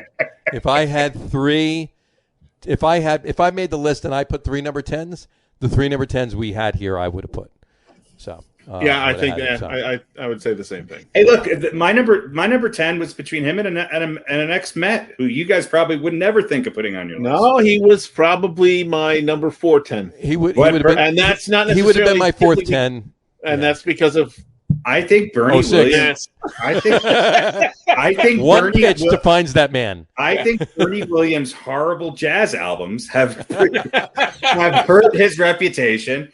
And have ruined his amazing career. I got to tell you something, though. He is actually a pretty damn good guitarist. I actually saw him play. I've seen him play. Of course you did. Of course. You also had Kenny G's cassettes. But hey, I saw him play a show by himself, and then he got brought up on stage with Rascal Flatts. That's right. He got brought. He got brought up on stage with Tug McGraw. Was there mass suicide in the audience at that point? Not Tim McGraw. Tug McGraw. Exactly. Tug McGraw with special guests Rascal Flatts and Bernie Williams. Yeah. Gotta love it. For their smooth jazz. That is a show for the ages. I gotta love it. Well, I mean, Bernie Williams was. I mean, he was a great player. Let's see what he was. 2,336 hits. He had 287 home runs. Batted darn near 300 at 297. Mm-hmm. He scored 1,366 runs and had 1,257 RBIs. He had an OBP of 381 and an OPS of 858. Mm-hmm. 477 slugging percentage. He had an OPS of 858. Yeah. And just a side note, Jim Edmonds' OPS was 903. Yeah. So just throwing it that's out there. Pretty close. Yeah. Why not? I mean, and Edmonds has 1 ring, and Bernie Williams has a few more. Bernie Williams has 4. He's a 4-time World Series champion, 96 and 98 through 2000. And look, I even think the Yankees mistreated Bernie Williams, and I think he probably could have played longer. And he's such a class act. I think he gave the Yankees more respect than the Yankees gave him. He did not want to play for another team. He wanted to retire a New York Yankee, and we'll never really know. But he's in a long. There's 2 people that are gods in center field in Yankee history, and they'll obviously be on this list. But when you really think about who falls right behind them, it's got to be Bernie Williams. Yeah. I think he's another one of these guys who should definitely be in the Hall of Fame. As I do Jim Edmonds and Kenny Lofton. You know, I mean, and they all played around the same time, and they were all really, really good. Sure. You know, sure. Even David Justice, who is he a center fielder? Is he a right fielder? I don't know. Another guy who was just a good player, and that's who I remember as far as outfielders from that era. Mm-hmm. But I think Bernie Williams was quiet. He was on a team that obviously had bigger names and bigger stars, but he had a lot of opportunity to play in the postseason, and he took advantage of it. He had some big games, and I think that does weigh more for me than a lot of it. Not to say that Edmonds or Lofton didn't have good postseasons, because they did. Mm-hmm. He wasn't quite the outfielder of Edmonds, but he was darn near. I think he won 5 Gold Gloves, right? He was pretty good. He won 4 Gold Gloves. 4 Gold Gloves. I'll take him right now to start in the outfield for the Yankees. Absolutely. You kidding me? At 52, you take him right now. Yeah. Absolutely. So that's I think Bernie Williams gets forgotten even maybe more so than the Kenny Loftons and Andre Dawsons and Jim Edmonds of the world, because he was the quiet one on that team of Jeter and Rivera and even Posada and Aaron Boone and all the other guys who Scott Brocious and the David Cones, and then you got Wade Boggs. I mean, you got all these other personalities on this team, and he was definitely the most quiet of all of them, and just kind of went about doing what he did. And by the way, he did it pretty well. Mm-hmm. In my humble opinion, he did it the 10th best in the history of the game. To be 10th. 10th on our list. Or at least top 13. Tied for 10 also. Bernie Williams. I remember when I was a young boy, my dad took me aside one time and he said, "Son, whatever you do, try and come in the top 13." That's right. Whatever you do. Something I've lived by. That's what you want to do. Yeah. There you go. So also tied for number 10, like I said, Bernie Williams. All right. Now we get to no more ties tonight. There we go. So number 9, moving on to number 9, only player on this list that is still playing, and that would be Mr. Mike Trout. Michael Nelson Trout, as a matter of fact. Born in New Jersey, born in Vineland, New Jersey. 8-time All-Star, 3-time American League MVP, 2-time All-MLB First Team, American League Rookie of the Year in 2012, 8-time Silver Slugger Award, 2-time American League Hank Aaron Award, Defensive Player of the Year Award, 2-time MLB All-Star Game MVP, American League RBI leader in 2014, Stolen Bases leader in 2012, member of the 30-30 Club in 2012, and he hit for the cycle on May 21st, 2013. His career batting average thus far is .306. He's got 1,415 hits, 310 home runs, 815 RBIs, and 201 stolen bases. Guys? And he's toiling away in obscurity. And he's toiling away in obscurity. That means baseball can't figure out how to market him. There you go. And missing from that list, glaringly missing from that list, no World Series. Well, has he even played in a postseason game? I don't know. Well, he played in 3 postseason games. Yeah, I was going to say. Yeah. Right. He played in the ALDS in 14. Yep, that was it. Just that one year. So he's had 12 at bats. He's hitting .083. But again, there's a lot of players that fall into this in the old days. Nowadays, sure. Nowadays it's like hockey. If you can't get at least a play-in game or something. But I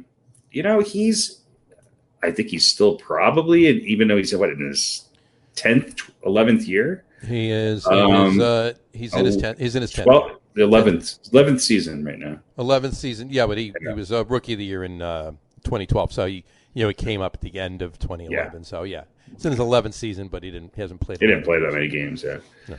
Played 40 games in 2011. So there you go. Yeah, but Mike Trout. I mean, it's hard to argue that he's not the best player in the game, and the thing is that he's done it pretty consistently. I mean, sure. his batting average has kind of been, He had a couple of years where it kind of dipped a little bit, but he's still a 305 career hitter. He had 333. He's hitting 333 this year. Yep. Everybody else, all the other so-called stars in the league's batting average is down, and his is up. And by the way, his OPS for his career is 1.002. 1. And that's a solid number before that. Wait, what? Yeah.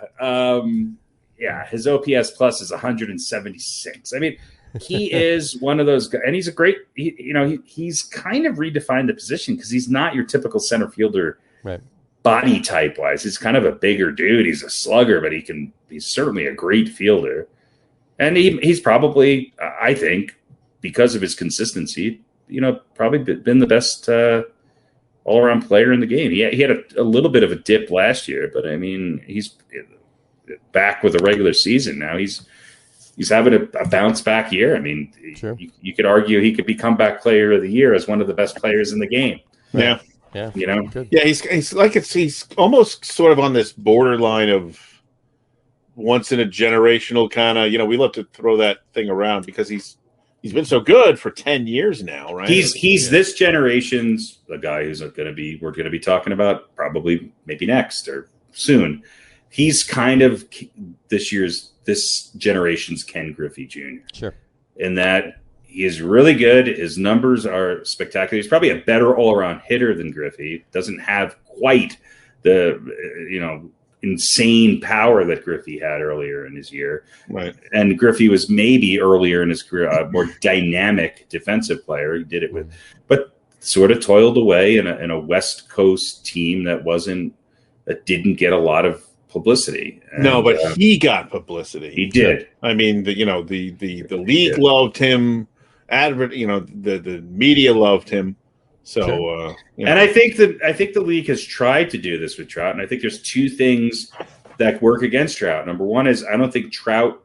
It's not that he necessarily doesn't want to do it; he doesn't have the personality for it. And number two, Trout's not as appealing to a broader spectrum of people than Ken Griffey Jr. was. Yeah. I mean, it's just Mike Trout doesn't wear his hat backwards. No. He doesn't. They're both incredible athletes, and both for the both great role models. And Griffey did have to deal with some things that Trout doesn't have to deal with because of some preconceived notions or some extra expectations that were placed on him being an African American baseball player. But Trout he may go down as one of the best, most boring players of all time. I mean, he I think he has the capability of, if you put him in the national spotlight, I think you can give him a chance to really shine. And it's not like the Angels have not tried to put a pretty good team around him. They have. They just can't seem to quite get the dynamics right out there now. Yeah. And they haven't since the late 80s. Right. So it's look, if he carries on this way and does what he does, and obviously there'll be probably something of a dip in the, let's say the second half of his career. If he doesn't get to the playoffs, if he doesn't have really much or virtually no playoff record to speak of, how does that fit into where he ranks all time when he's all done with the game? Well, we didn't hold it against people like Ted Williams. We didn't hold it against people who, even if you look at somebody like, there's a lot of players in the history of the sport. Yeah, but a lot of those guys were kind of they were sort of they played in a different era this is, we have more teams now, right. More opportunities now, right? We've got Trout, wild card and all that. Trout does not want the spotlight. He did not want. He did not. He had his He had an opportunity.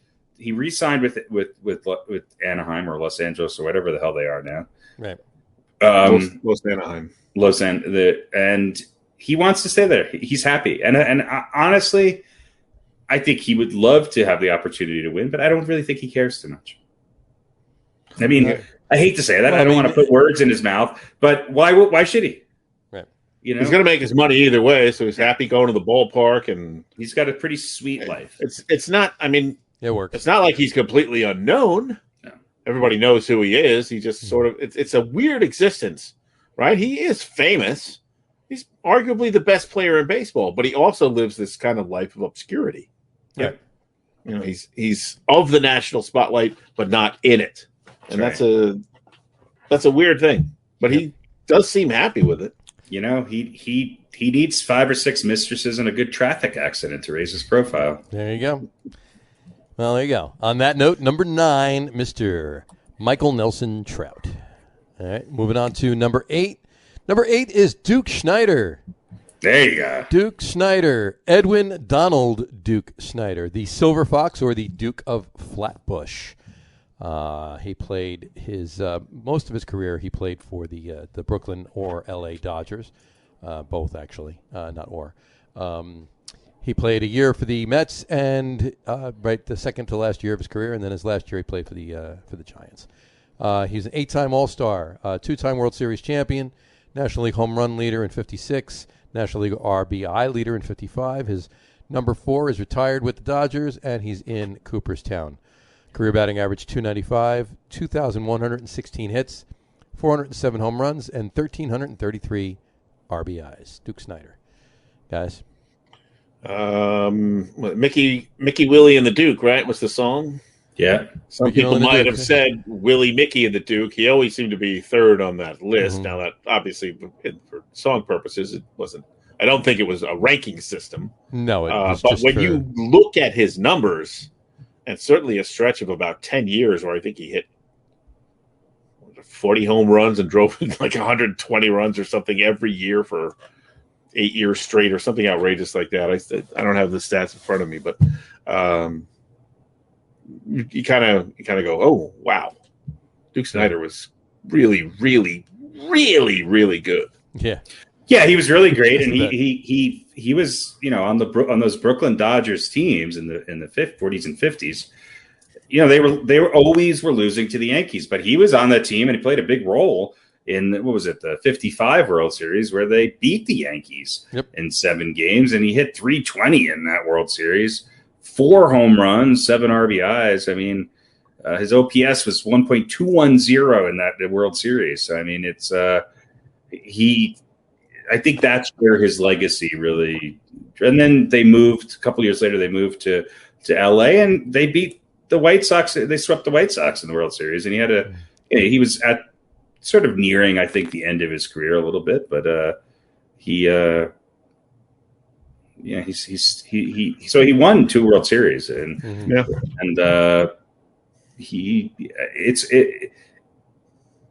I think to be third on that list is a pretty honorable thing. I mean, that's a hard list to break into. Let's put it that way. The list. It wasn't. Sorry, it wasn't a song. Yeah, the song. Yeah. It's well. I mean, you were going to finish with the Duke. It just flows lyrically better. Than, I think that's why. Mickey, Duke, and Willie. You know. Yeah, no, Duke has to come third. Yeah. It wasn't 10 years in a row. 53 to 57 home runs, 42, 40, 42, 43, and 40. Right. RBIs, $126, $130, $136, which was the league lead, and then a mere 101 in 56.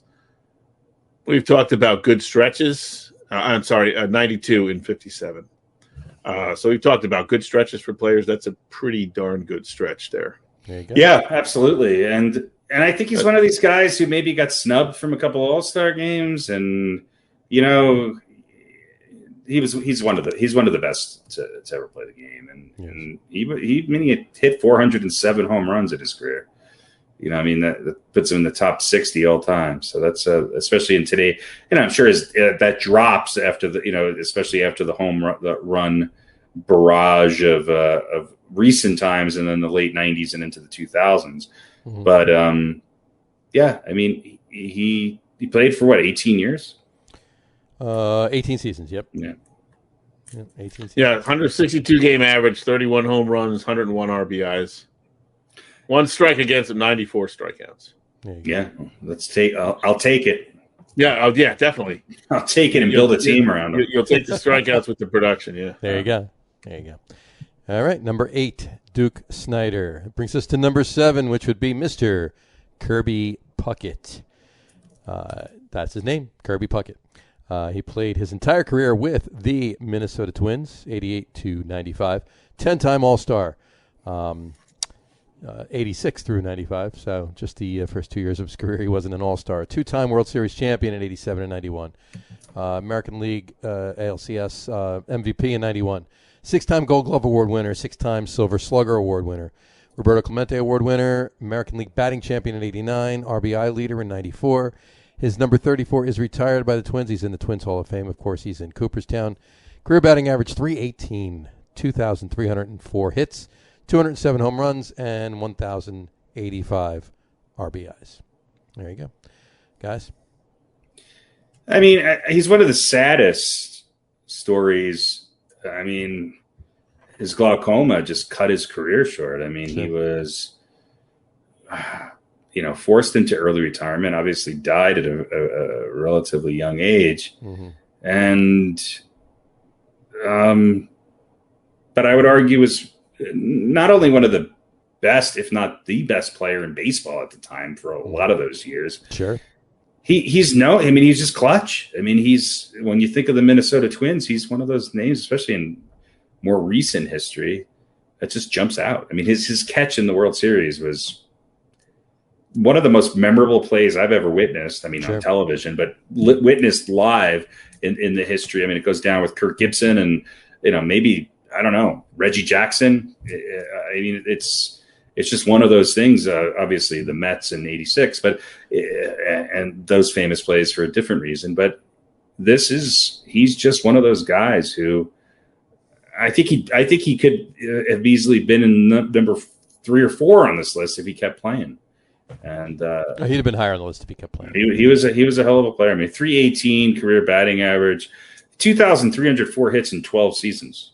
Mm-hmm. He had 5 seasons over 200 hits, and then another one with a $199, and another one with 195. And I think he was a leadoff hitter most of his career, and he still had over 1,000 RBIs in 10 or 11 full years. So, I mean, he's a 10-time All-Star. So he played 12 years. It was a 10-time All-Star, and won 2 World Series in 12 years. So, I mean, on a team that wasn't really all that packed with talent. I mean, they sort of rode his coattails a little bit. They had some decent pitching, and they had some good complementary players, but they got hot. And he was a big reason for those. He was certainly the star of those teams. Oh yeah, definitely was. And yeah, like you said, just a sad story, but amazing career that he did have. And if he did play longer, he definitely would have been higher on the list. So, number 7, Kirby Puckett. That brings us to number 6, Mr. Ken Griffey Jr. George Kenneth Griffey Jr. to be exact, nicknamed Junior and the Kid. He played for the Mariners for 12 seasons, 11 seasons.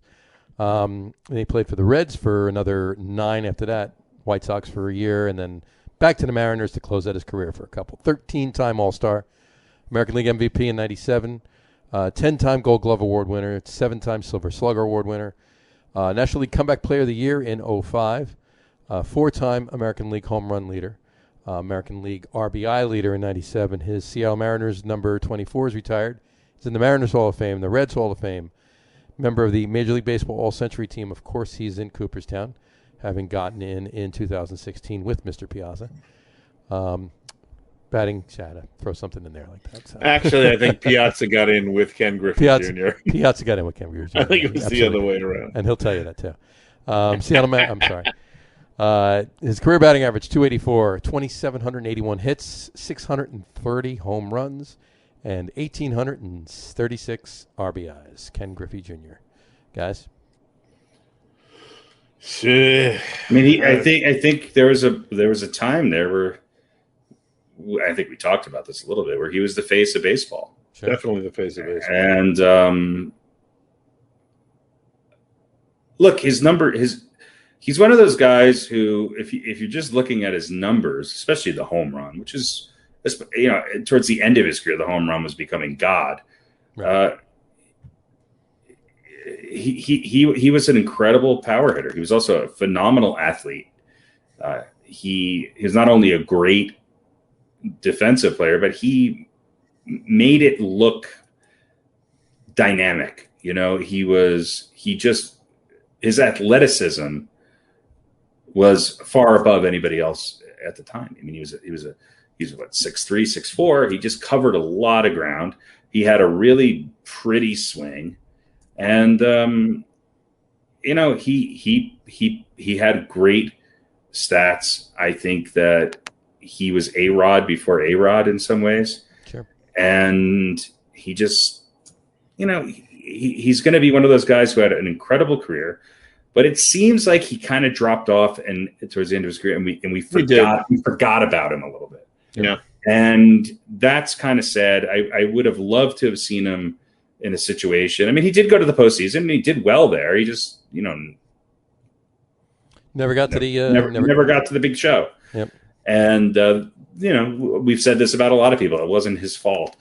I think he was criticized a little bit for falling short of the enormous expectations that were placed on him. Mm-hmm. When he came into the league, I think he was put on the same pedestal as people like LeBron James was in the NBA.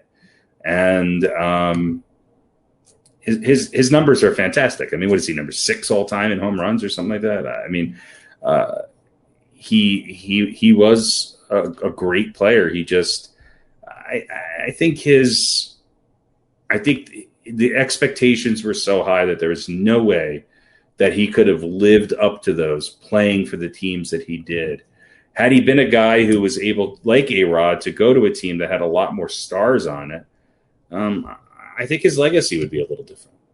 A little bit.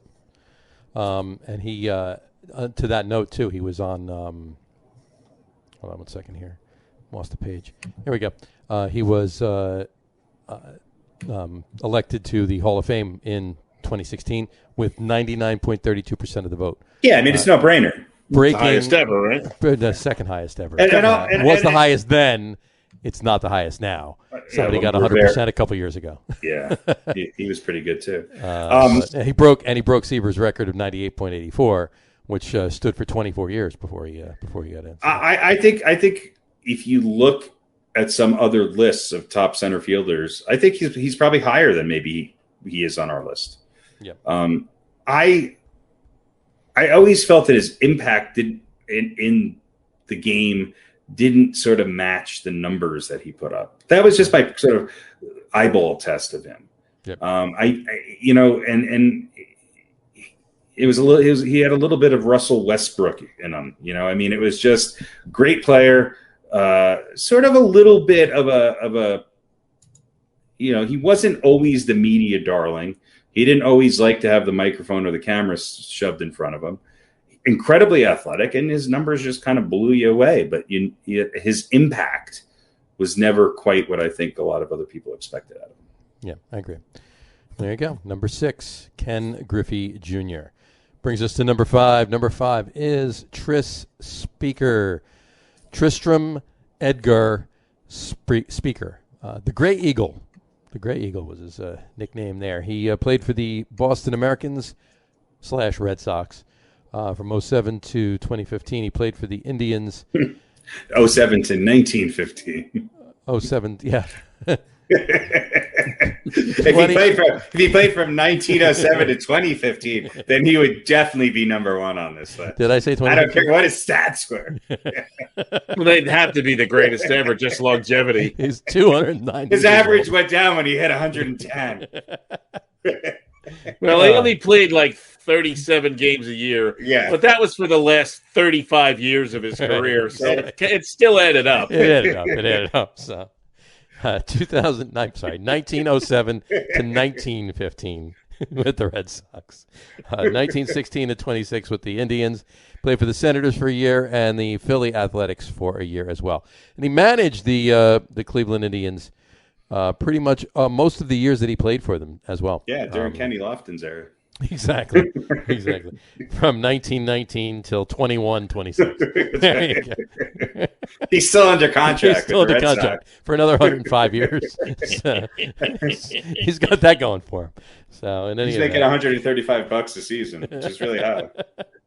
Exactly. Well, it was good. It was good numbers back then. So it was a good deal for the Indians. That's right. Yeah.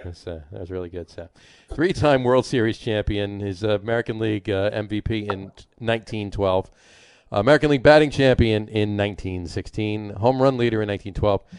RBI leader in 1923. Red Sox Hall of Fame. He's in the Indians Hall of Fame. He's got a couple of Major League Baseball records from 100 years ago. He's got 792 career doubles, and he's got 449 career outfield assists. Yeah, and he's he's in Cooperstown. And here's his stats, though. His career batting average, 345. Hey, come on. 345 is career batting average. 3,514 hits. He only had 117 home runs, but he had 1,529 RBIs against 792 doubles. Yeah, 792 doubles. How many of those doubles from 1930 on, when the right field was in 687 feet, would have been home runs? I would say that probably the bulk of those doubles would have been home runs. So he would have been flirting with 600 or 700 home runs. He had 117 home runs. The average distance was 512 feet. Right. Unbelievable. But, And 436 stolen bases. 436 stolen bases. That's what you call an all-around player. Absolutely. He's pretty good. Played for 612 seasons. Longer than baseball has even existed. He's still managing that. But 2 of those were strike seasons. They were, 2 strike seasons. That's right. And obviously his baseball card, it wasn't even a black and white photo. It was drawn. It was drawn. Plus all the stats on the back. It needed several other cards attached to it. He was originally on the penny. It was like one of those, the wheat penny, right? One of those accordion things. That was his baseball card. That's right. Exactly. He got paid in 12 wooden nickels on his first season. And that wasn't even per game. That was per season. That's right. So in any event, he, just all joking aside, an amazing player with amazing stats. Crazy. He's 6th all time in career batting average not of center fielders, of players, everyone, right? 6th of everyone. Time. Yeah. So there you go. The Gray Eagle, Tris Speaker, number 5. It brings us to number 4. Number 4 is none other than the Yankee Clipper himself, Mr. Joseph Paul DiMaggio. Jolton Jew played his entire career for the Yankees from 36 to 51 with 3 years off in between to serve his country. 13-time All-Star, 9-time World Series champion, 3-time AL MVP, 2-time American League batting champion, 2-time home run leader, 2-time RBI leader. Major League Baseball 56-game hitting streak record. Major League Baseball record, 56-game hitting streak. His number 5 is retired with the Yankees. He's in Monument Park, of course, in Yankee Stadium. Remember the baseball all-century team. He's in Cooperstown. Career batting average, 325, 2,214 hits, 361 home runs, and 1,537 RBIs. Jolton Joe right there. Joe DiMaggio, guys. Well, I mean, look, I had him higher than I think anybody else. I know how good Mickey Mantle is, and look, it's an argument that's kind of futile, but DiMaggio was just an incredible player, and he hit for a higher average. He won more championships. He was. I mean, yes, his career was not as long as a lot of other players, but what he did in what was it, a 12-year span is just unbelievable. I mean, he won a championship almost every year he played. Pretty much. And the other years where he didn't win it, he was in the World Series. Yeah. So, I mean... they went to the World Series. They were just perennially going to the World Series almost every year. He's just one of the best ever. And, culturally kind of an icon for an entire generation. Sure. And, I think reluctant icon, though. Absolutely. Very private person, didn't really want to spotlight. And like a lot of those guys back then, he just went about it. I mean, he was another guy on the team, even though he was a superstar. Right. But it's hard to put him in the context of some of these other players, because the other players on this list above him, I could argue that the top 4 on this list could all easily be number 1. If you're starting an all-time team, you can't go wrong with any of these 4. In fact, I want all 4. Exception of maybe Babe Ruth, I'm going to start Mantle in left, DiMaggio in center, and Ty Cobb and right. I mean, it's just it's hard to argue that you're splitting hairs. Right. And the argument that goes against DiMaggio is that he didn't have the length of career that other people did.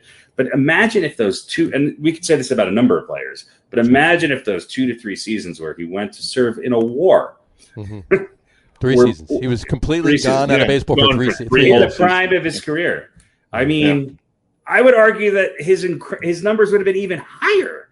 I mean, even his career batting average. Oh, well, of course. Yeah. Of course. And so, I mean, I can't. It's just, I just can't imagine. Not to mention he was married to Marilyn Monroe. Right. Yeah, here's all I got to say about Joe DiMaggio. 6,800 at-bats, 369 strikeouts, Marilyn Monroe. Yeah. Right. That to me is, not his most impressive number, perhaps, but an amazing number that stands out amongst any of these great players. And the Marilyn Monroe thing is kind of interesting because he was the one guy. I mean, that was definitely sort of the loss of his life in a lot of ways. They were obviously not together when she died, but he took care of her and took care of his family even after she passed. So it was it's kind of a sad story in a lot of ways. I think I think she was the love of his life in a lot of ways. Sure. And I mean, what a star. I mean, A-Rod and J-Lo today don't come close to, Joe DiMaggio and Marilyn Monroe. Yeah, it was a little bit more. A little bit different. But I mean, he was Joe DiMaggio. That's all you got to say. I mean, there's very few people who have a song written about him. This is true.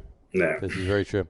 And his 9 career World Series rings was second only to his cohort, Mr. Berra. Mr. Berra, who won 10. Yeah. Absolutely. So, and he had a couple brothers that were major league players, major league center fielders too, Vince and Don. Yeah. And I mean, what a legacy of center fielders in that, you went from DiMaggio to Mantle. I mean, it's just sure. Oh yeah, I know gaps. When Joe was done playing, Mickey started. Yeah, pretty crazy. Pretty crazy. I mean, that's unbelievable. We talked about the left fielders in Boston. Well, there's some pretty good center fielders in New York, in the Bronx. Yeah, absolutely. There you go. And that's the first one of the few, or that was the first one of the few, I should say. Number 4, Joe DiMaggio, Joltin' Joe, the Yankee Clipper. There he is. Brings us to number 3. Shocker. Who might this be? Mr. Mickey Mantle. There you go. The Mick, the Commerce Comet, was another nickname for him. Mickey Charles Mantle. With the Yankees for his entire career. 20-time All-Star. Yes, I'll say it again. 20-time All-Star. He played a long time. You know how many years he played? 22. He played 21 years. 21. And he kind of, I mean, my dad talked about Mickey Mantle a lot. I mean, I think he was a kid during a lot of his prime years, and I think Mickey Mantle kind of beat himself up both physically and I mean, he sort of abused himself a little bit. Yeah, he lived hard, and I think it was a result of him not really. I mean, a kid from Oklahoma trying to make it in New York under the spotlight and filling the shoes of a legend. Absolutely. Nobody really puts that in perspective. But he was number 7-time World Series champion, 3-time AL MVP, Triple Crown in '56, Gold Glove Award in '62, batting champion in '56, 4-time home run leader, RBI leader in 56. His number 7, of course, is retired. He's in Monument Park. Major League Baseball All-Century team. Of course, he's in Cooperstown. Career batting average 298, 2,415 hits, 536 home runs, and 1,509 RBIs. Continue. Sorry. Just want to get them in there. And he hurt his knee, right? He stepped he hurt or something. And he played in 12 World Series. I mean, come on. And, I mean, look, we're going to get to other people on this list. I mean, I don't think we're ruining anything by saying what it is. There's some people. I think in his prime, there was probably nobody prettier to watch track down fly balls than Mickey Mantle. Right. I mean, he was just amazing in that capacity. And yeah, I mean, he played a long career, and a lot of it through a lot of pain and a lot of injury. There was no fucking load management for Mickey Mantle. Not at all. Not at all. He just played through it, and he did it with some flying colors. That's for sure. Yes, he did. Just crazy numbers. Both of these guys from the Yankees. Like you said, Red Sox had a string of left fielders. The Yankees definitely a string of center fielders. So number 3, the Mickey Mantle. That brings us to number 2, Mr. Ty Cobb. Tyrus Raymond Cobb, to be exact. The Georgia Peach. He played for the Tigers, and he also played a couple seasons at the end of his career for the Philly Athletics. Managed the Tigers for 7 years while he was playing there as well. AL MVP in 1911, Triple Crown in 09. That's 1909. I just want to point that out. 12-time American League batting champion. He was a contemporary of Tris Speaker. He was, absolutely. American League home run leader, 4-time RBI leader, 6-time stolen bases leader. His name is honored by the Tigers, which we call it Major League Baseball All-Century Team. He has a Major League Baseball record 366 career batting average, folks. That is the highest career batting average there has been. 4,191 hits, 117 home runs, 1,938 RBIs, 892 stolen bases, a little bit above 500 managerial record, and, of course, he is in Cooperstown. Ty Cobb, guys. I mean, he played 24 years. I mean, we talked about Mike Trout, and I think when it's all said and done, maybe, hopefully, Trout obviously won't have the batting average or the sheer number of hits that Ty Cobb did. But Ty Cobb was again dominating the game and not really going to the World Series. I mean, he played in 3 World Series. He lost all 3. His numbers dipped considerably, but his lowest batting average, if I'm looking at this correctly, for any season was – wait, hold on. Where am I here? Okay, here we go. So his lowest batting average was 330. I mean, is 323? Is that correct? Yeah. Yeah, if you throw out 05 and 06. Yeah. 1905. If you want to count 06, because he did play about 100 games. Yeah, so 316 was his first. 316, and he had 316 his first season, and then I mean, this is unbelievable. 350, 324, 377, 382, 419, 409, 389, 368, 369, 370, 383, 382, 384. Oh, and then he has a bad year and hits 334. It goes back up to 389. And then in his, 19th season, hits 401. I get it. The numbers are a little different in that era. But still, I mean, he hit 366 lifetime. Crazy. And has just an enormous amount of base hits. I mean, who was I talking about before had 5 200-hit seasons? Was it Puckett? Kirby Puckett? Yeah, Kirby Puckett. Yeah. Cobb's got 9. Yeah. And he's got a 194 and a 191 and a 197. You know, we talk about people making it to the vaunted 3,000 hit club. Well, he's got 4,189 hits. Mm-hmm. And granted, I understand he people still. He did that while batting 366. 366. Unbelievable. Unbelievable. System center fielder. System center fielder. And number 2 on our list, Mr. Tyrus Raymond Cobb. There you go. That brings us to number 1 center fielder on this list. Is nothing but the Say Hey Kid. There it is right there, Mr. Willie Howard Mays Jr. Say Hey Kid. Played for, he was on the Negro Leagues for a few years, and then he got on the Giants, New York and San Francisco Giants, obviously, for the majority of his career. Last 2 years he spent back in New York with the Metsies. 24-time All-Star. I'll say it again, 24-time All-Star. World Series champion in 54, 2-time National League MVP, National League Rookie of the Year in 51, 12-time Gold Glove Award winner, Roberto Clemente Award winner in 71, National League batting champion in 54, 4-time National League home run leader, 4-time National League stolen bases leader. He hit 4 home runs in one game on April 30th, 1961. His number 24 with the Giants is retired. He's on the Giants Wall of Fame. He's on the Major League Baseball All-Century team and All-Time team. Of course, he's in Cooperstown. Excuse me. Career batting average, 302. 3,283 hits, 660 home runs. And by the way, he's the all-time home run champion. He's the all-time home run champion? Yeah. Okay. Willie Mays, the all-time home run champion? Yes. Okay. Explain yourself.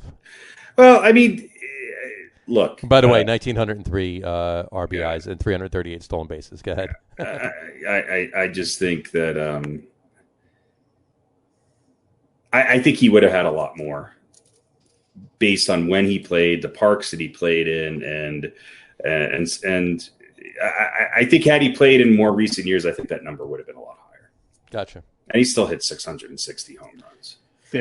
Yeah, I mean, if you can equate the parks he played in to another 100 home runs or so, then yeah, he would have been. I mean, obviously, maybe I still think Hank that record belongs to Hank Aaron, but I really do think Willie Mays, where he played and when he played, I think it's still an amazing number, 660. But he was a hell of a home run hitter. Absolutely. Crazy numbers, great style play, and got into played another World Series at the end of his career too. Unfortunately, did not win it. Came close, but a couple. He won. What did he win? One World Series. He won one World Series. Yes. Had the Mets won Game 7 that year and won the World Series. He would have won 2. That's the way that. I think that math works. I think pretty sure. Yeah, but, something like that. Something like that. We're podcasters, not mathematicians, but still. This is true. But yeah, Willie Mays, just an amazing talent, as is all the other gentlemen on this list as well. But he's our number 1 for tonight. Yeah. Number 1, Mr. Willie Howard Mays Jr. I mean, I'm sure they'll add that to his Wikipedia page. Oh, they better. In fact, I may put it on myself. He's probably going to, I'm sure he's got people who are going to. Yeah, they're going to be looking at that. Absolutely. Add that on there, yeah. All right. Well, that'll bring us to this week's Old Balls segment. Old Balls. Harry, why don't you tell us who this week's Old Balls recipient is? This week's Old Balls recipient is none other than Mr. Cool Papa Bell. No, he wasn't the bass player for Kool and the Gang, but he was probably maybe one of the best players to ever play center field in the Negro Leagues. He played for, all right, let's look at this now. He played for 9 teams, including the St. Louis Stars, the Detroit Wolves, the Kansas City Monarchs, the Santo Domingo, the Homestead Grays, the Pittsburgh Crawfords. He was in the Mexican League from 1938 to 1941, came back and played for the Memphis Red Sox and then the Chicago American Giants in 1942. He won 2 Negro League World Championships and was an 8-time All-Star.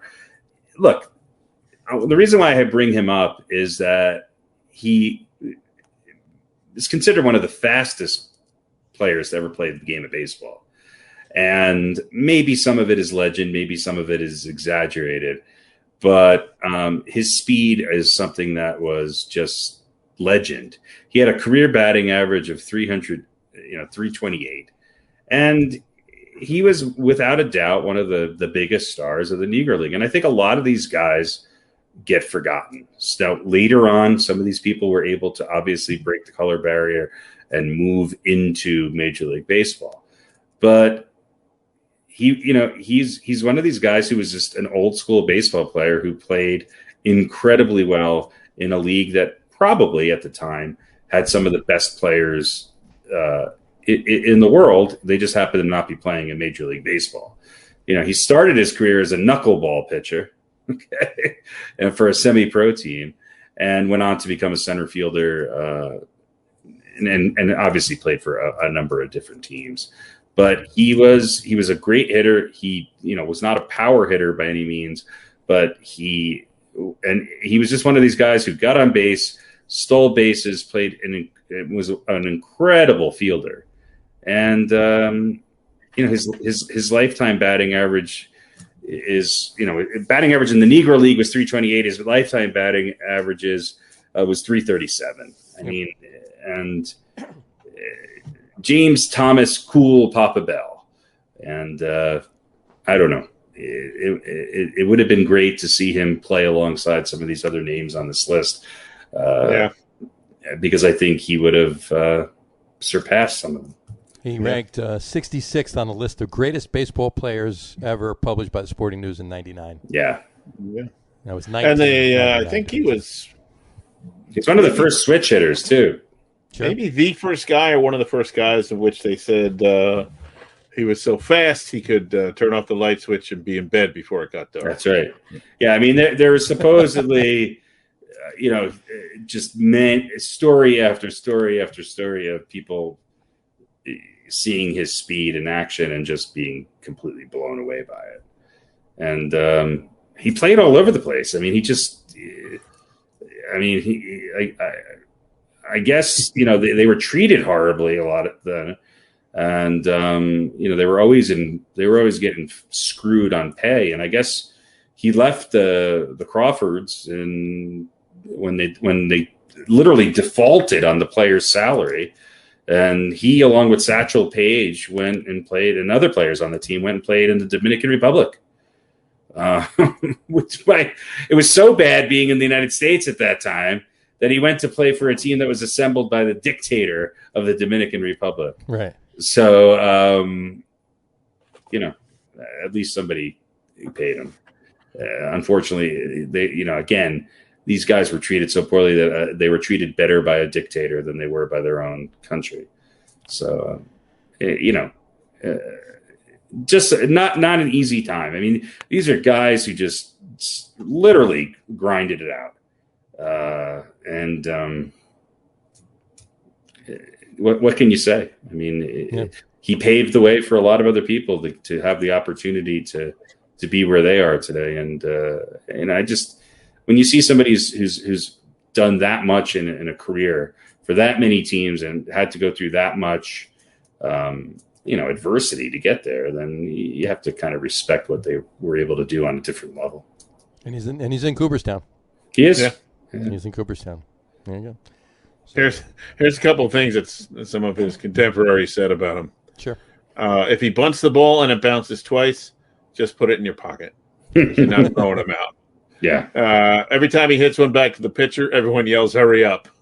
to the pitcher. To the pitcher. And one time he got called out when he hit a ball up the middle, and it struck him in the leg as he was sliding into second. It's just my favorite one. That's great. I love that. There you go. There you go. Stuff. That's this week's Old Balls. Yeah. Mr. Cool Bell Papa. And he was portrayed. He was portrayed in a movie as being less. He was chided for being a lesser player than Ty Cobb was being chided in the movie for being a less of a player than Bell. So I mean, I think when you're being portrayed as a better player than Ty Cobb in an era when they couldn't actually play against each other, I think that's of note. That's for sure. Maybe that's why Cobb was so ornery. Yeah, Cobb definitely had some character flaws. They said that about him. He never had a chance to prove him wrong, so he was pissed off all the time. That's right. Well, there you go. And just as a side note, before we've had a baseball 2 hours and 8 minutes into the podcast, the Mets won 14-1. Yay! There you go. 14-1. So they made up for last night, pretty much. So there you go. All right. Let's do a little. There's a little bit of football to talk about. By the way, the Islanders are up 6-2 with 18 seconds left. There you go. So take that, you chowder heads. We're moving on. There you go.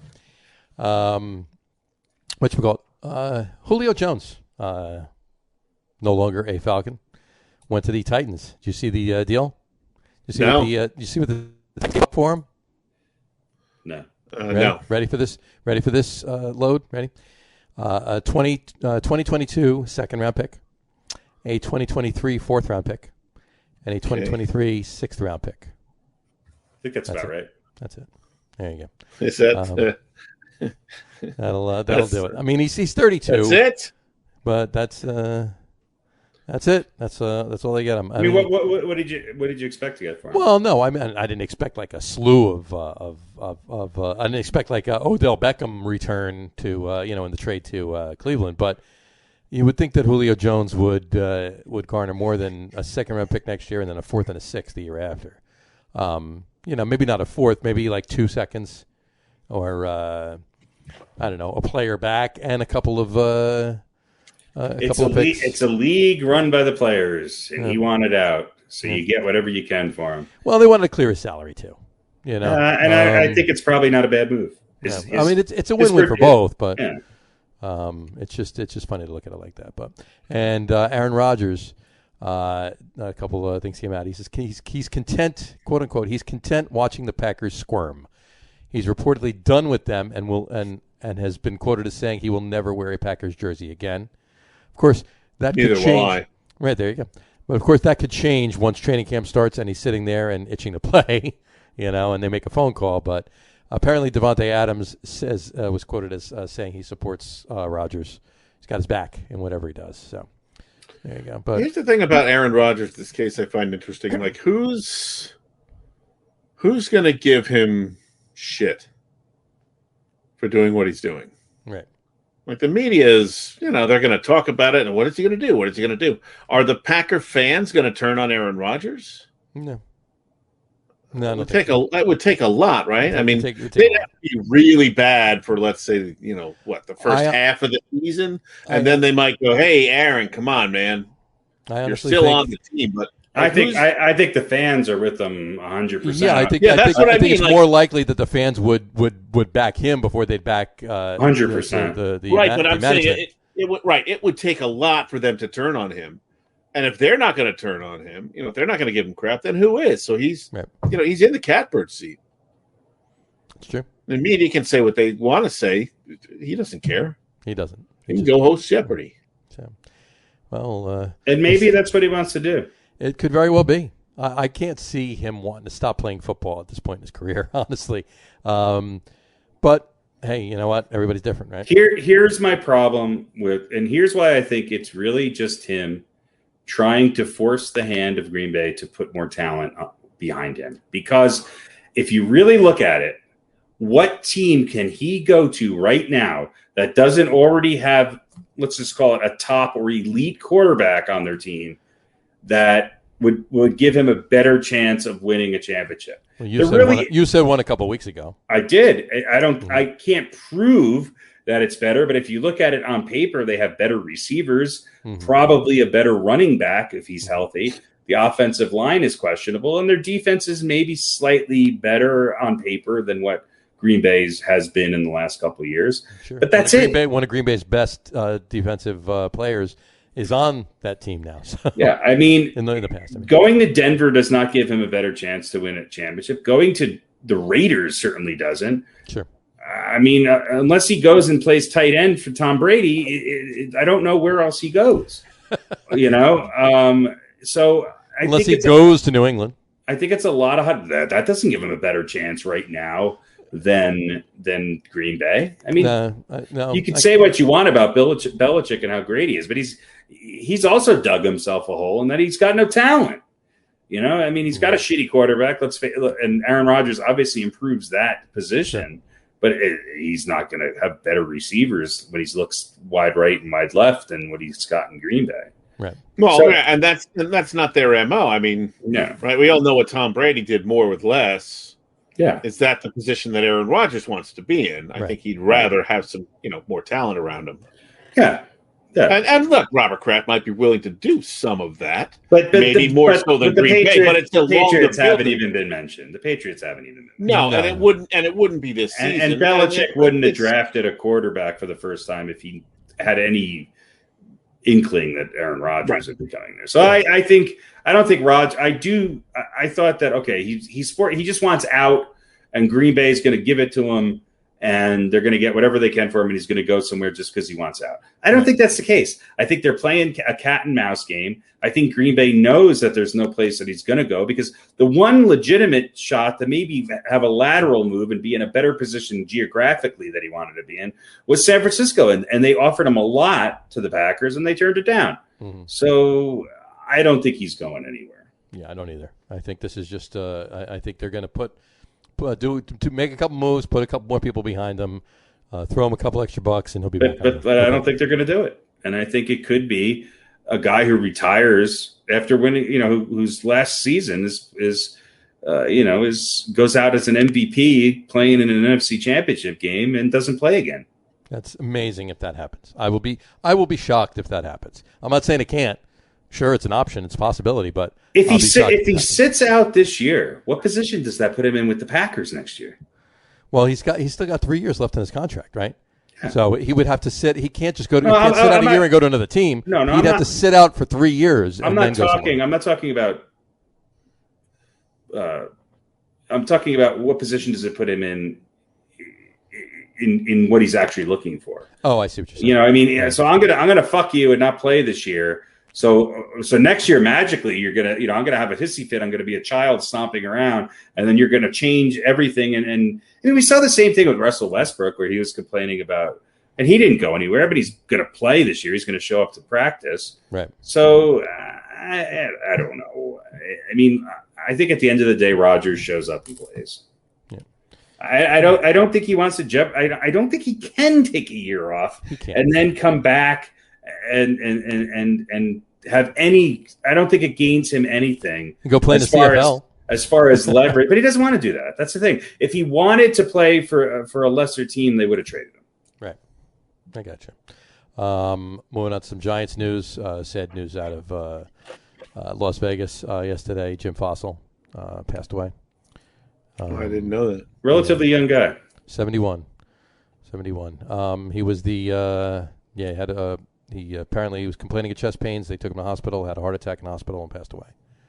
But he's 71 years old. He was in 1991. He became the quarterbacks coach of the Giants. 92, he was promoted to the offensive coordinator. Then, of course, was left with the whole regime change there from the Ray Handley years into Dan Reeves. And then brought back in 97.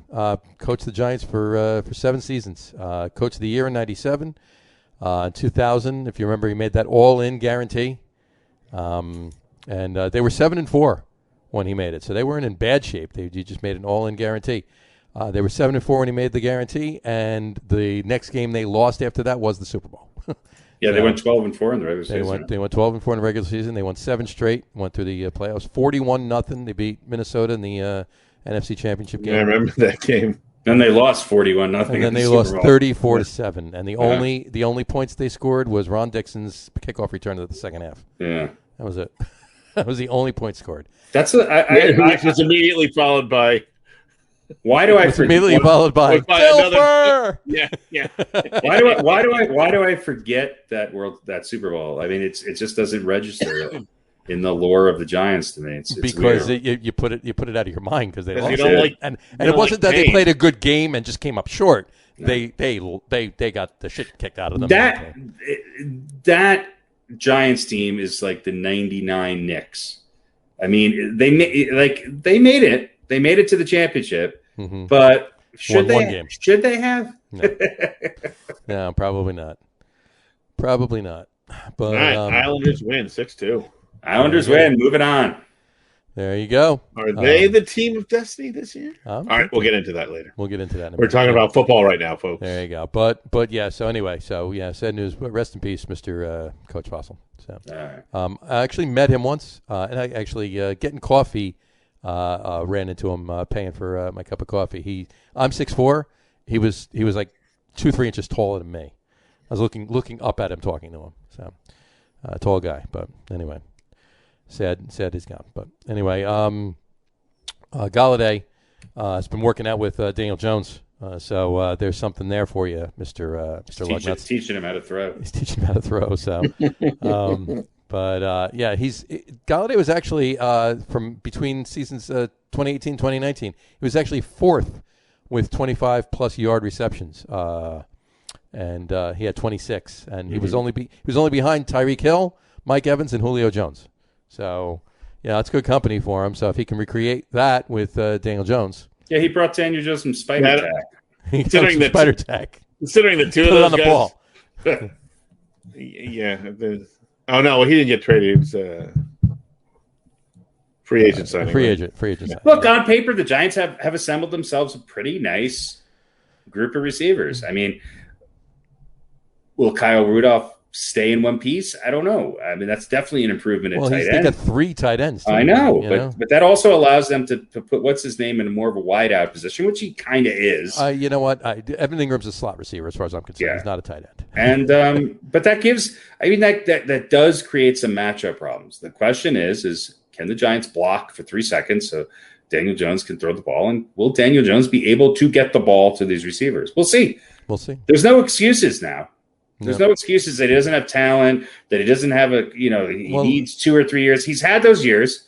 He sucked. Let's see what he does. And the offensive line is still in question. I mean, they were getting better towards the end of the season, but they lost their best player on their offensive line too. I know. So, in Zeitler, which brings me to the point of why are they assembling all of these receivers, without making a significant off-season acquisition on the offensive line. And it wasn't going to be a draft pick, so I'm fine with that, but they should have gone out and picked up somebody. Just a little more depth to rotate in and out, whatever they had to do. The only thing that they're resting their laurels on, like I keep saying, like I said, I've said before, is the fact that they have Pat Flaherty back in the mix. And he's not the offensive he's not the offensive line coach, but he's a consultant, so he's going to work with the offensive line coach. And if what's-his-name comes back and plays and is able to play at a modicum of what he did 3 years ago now, I think that helps them move people back into a position that they're more comfortable in. And it's also going to take some players who maybe had a rough start, but are now have some game time experience under their belt. And the offensive line is one of those. I do believe, people always say, well, you can throw an offensive, if it's a good offensive lineman, they can come out of college and contribute right away. Right. I think that's true for defensive linemen. I don't think that's true for offensive linemen. Because you're having to adjust to the speed of that position, which is night and day compared to college. Absolutely. And there's a lot more pass blocking involved than there is, even if you're playing on a college team that's heavily reliant on passing. Although it's an adjustment. Although the pick that I wanted them to pick over Andrew Thomas last year, went on to be an All-Pro. Yeah, exactly. That would have been the pick right there. Tristan Wirfs was sitting in their pocket. I don't think Andrew Thomas was. I mean, if you look at what everybody else said about Andrew Thomas, the Giants made. I think they made a selection based on the information that they had around him. Obviously, They had people looking at him too in real time. I still think he's going to be an okay offensive lineman, and hope maybe he becomes a Pro Bowler. Well, I mean, it was his first year, and there's a learning curve. So and he was playing a little out of position. Right. So we'll see what happens with that. I think he's going to be a better. My point being is that I think he would make a better right tackle than left tackle. Gotcha. Joe Judge. Joe Judge is apparently happy with the way Saquon Barkley attacked rehab too. So hopefully that will help. Hopefully rehab's not some guy in. You know what? The more they talk about Saquon Barkley's rehab, to me, the less likely he's going to be on the field week 1. Well, there's plenty of stories out there. So, it's going great. It's going great. He's got the same trainer as Giancarlo Stanton. There you go. But once again, by the way, Stanton hit a home run tonight. He did. See, he's fine. He's fine. I just need to. Was he in street clothes when he hit it? He's 3 for 3 tonight with 5 RBIs. He's wearing a 3-piece Armani suit. I just need to time the podcast for every Yankee game so I can rip into him. He's 3 for 3 tonight with 2 runs scored and 5 RBIs. There you go. Double, a homer, and a homer. He's hit 2 homers tonight. See, he's fine. He's fine. He's back. Yeah, he's back. They're playing the Twins. I mean, it's going to be great for the next week and a half. That's right. Until he gets hurt. again. And one note on the He hit Jets. like 6 home runs in the next 7 games. Next 2 games. Yeah. And one note on the Jets. Zach Wilson apparently had a very impressive showing at latest OTAs. So who cares? But means nothing. It means nothing. But I figured you'd like to hear that. So. No, I don't. I'm not getting my hopes up. I want to see Zach Wilson have a good showing in Game 6. There you go. And Game 7, and Game 8, and Game 9 of the regular season. I think he'll be fine, but I ain't Game 6 of the NBA Finals. Well, that's it. The Nets just signed Zach Wilson to a 7-game contract to take James Harden's roster spot. Well, it is a possibility that could happen. So, all right, let's move on to anything else you guys have in football. No, I didn't think so. Let's move on. I got some really cool stuff about the schedule, but I'm not going to bring it up until we get close to the actual get close, season. Yeah. Hold on to it. Yeah. Put it in your pocket. It'll still be true then. It'll be true then. Absolutely. Put it on the shelf next to your one of your towels or whatever whatever that cage thing is back there. I'll put it on the shelf next to my. Is that a bird cage? What do you have? Death nuts. Oh, jeez. Jesus Christ. What is that toilet paper sitting on top of a bird cage? What is that? That directly behind you that's holding up your robe and your. Looks like a rook, actually. That is a shelving unit. It's okay. things, and then you put them together with the little connectors. So there's not a bird in there. Well, not a live one. No, fighting for its life. Is it in there? Question over. For the day. Is it in there? Question for the day. Is it in there? Yeah. Is there a dead? Do you have a dead bird? Is there a dead bird on the shelf? My second one was, do you have death nuts? Do you have any death nuts? I do. You do. The question was, is there anything dead in the room? Oh. And the answer is just his nuts. Just my nuts. Yeah. I wanted to show you guys this. Hang on. Yeah. Hopefully it's not your dead nuts. Oh, no. Let me close the camera. He's getting out the OnlyFans camera. Show you something. Speaking of death nuts. Folks, you're going to see an angle we've never seen before. You might like this. There you go. There you go. What does it say?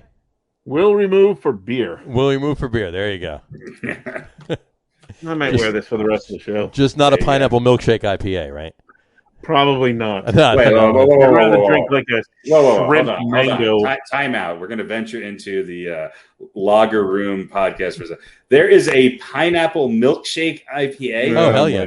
There's mango milkshake IPAs. Yeah, absolutely. Yeah, there's a lot of There's a lot of look, coming,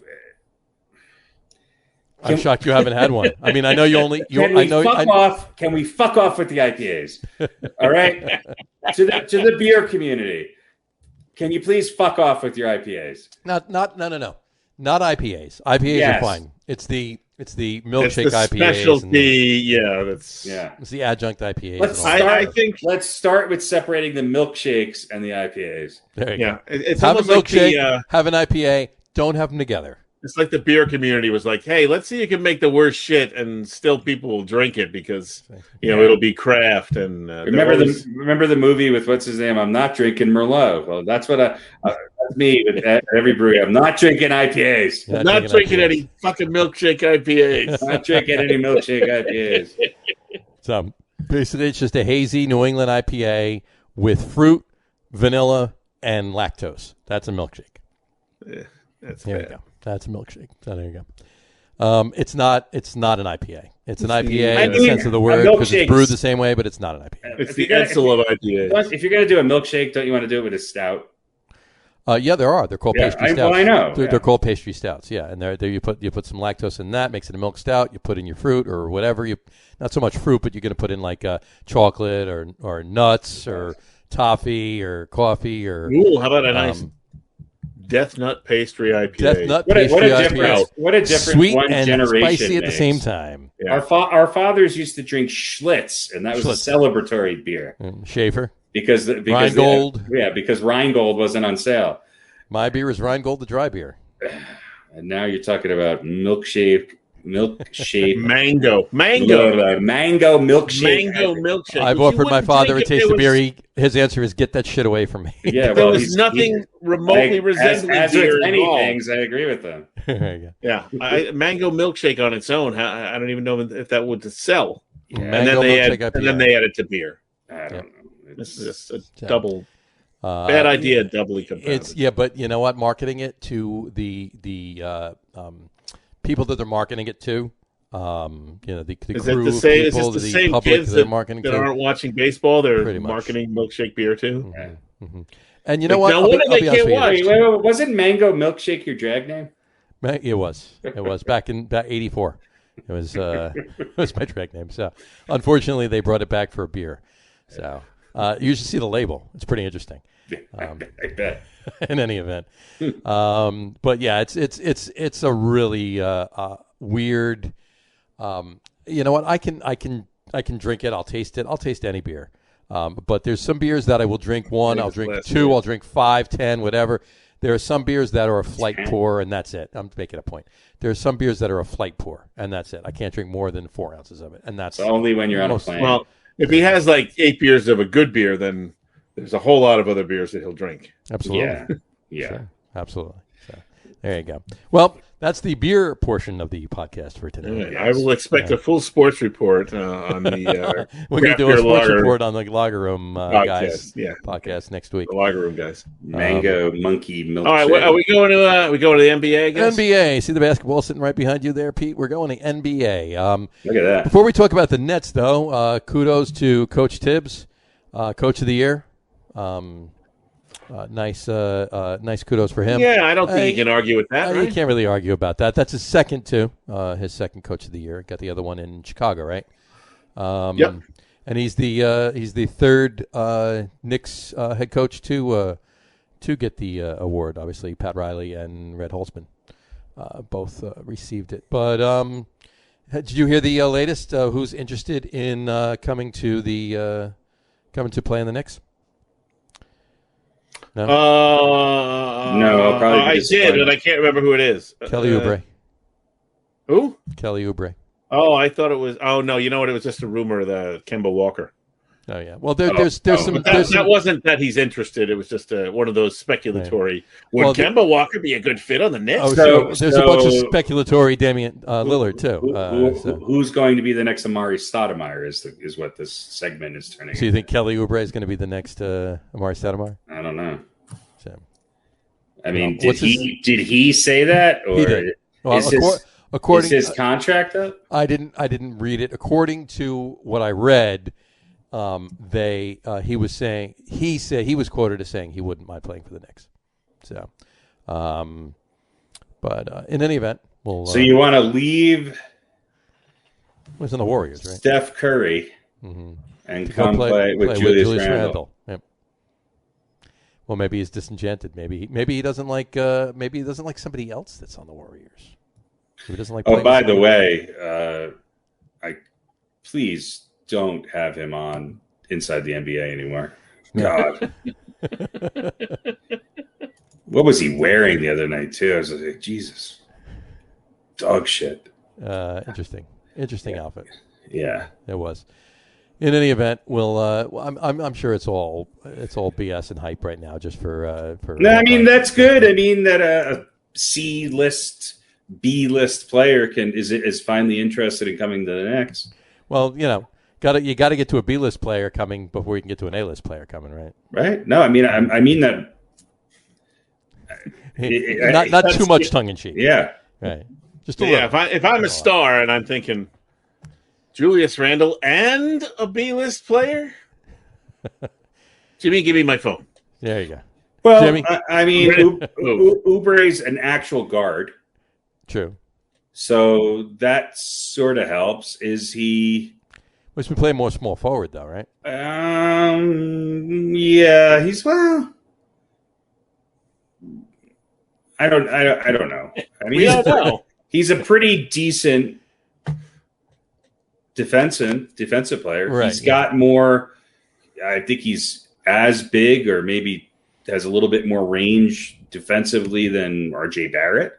Mm-hmm. Yeah, okay. You're struggling to make a case here. I think he's kind of another RJ Barrett. Is my point. So if you hear his name, he might come to the Knicks, and you don't go, well, that's definitely going to be a big part of the puzzle. We'll take him. Right. You'll take him. Yeah. Yeah. No, it depends on who we have to give up for him, which I don't know. I mean, who knows? It's like why don't you give up RJ Barrett and then the Warriors. And then RJ Barrett wins a title with the exactly. Warriors, probably with the same shitty stats that he has now. Probably hits the game-winning shot. Game-winning shot against. He only had 2 points. He only had 2 points in Game 7, but those 2 points won. They were really important. They were important points. Exactly. Right. It'll be him, Danilo Gallinari. He gets the deflection off a block. RJ Barrett, Derrick Rose will go there. Yeah, exactly. And Carmelo Anthony on one leg will send Amara Stoudemire back there. Have him come back and play over there as well. Oh, geez. Well, we'll see what happens. But the Nets up to nothing on the Bucks. They averaged first 2 games. They averaged 120 points per game versus the Bucks 96.5 points per game. Turnovers were big too, 18 to 30. Yeah. Look, it's playoff time. And if Kyrie Irving does not implode and Kevin Durant is upright and on the basketball court, even without James Harden, I don't see anybody beating this Nets team. No. I just don't. Now, that doesn't mean I think they're going to sweep, or I don't think they might not have a hard time against whoever comes out of the West. But I just don't. Now, having said that, I think that a healthy Philadelphia would give the Nets a little bit more of a run for their money than the way the Bucks are constructed. I also think the Bucks would give the Sixers more of a run for their money than the Hawks, and the Hawks are giving the Sixers a run for their money. Right. So you just don't know. But Kevin Durant is he might be the most efficient player in the history of the NBA. Mm-hmm. Yeah, there's nobody. He's an assassin, and his plus minus when he's on the court is off the charts. And I think he's locked in. I think he's rested. I think that team has some shooters. And in today's game, that's what it's going to take. And they create matchup nightmares. Right. And if Harden comes back, I just don't see anybody beating them. No, they're.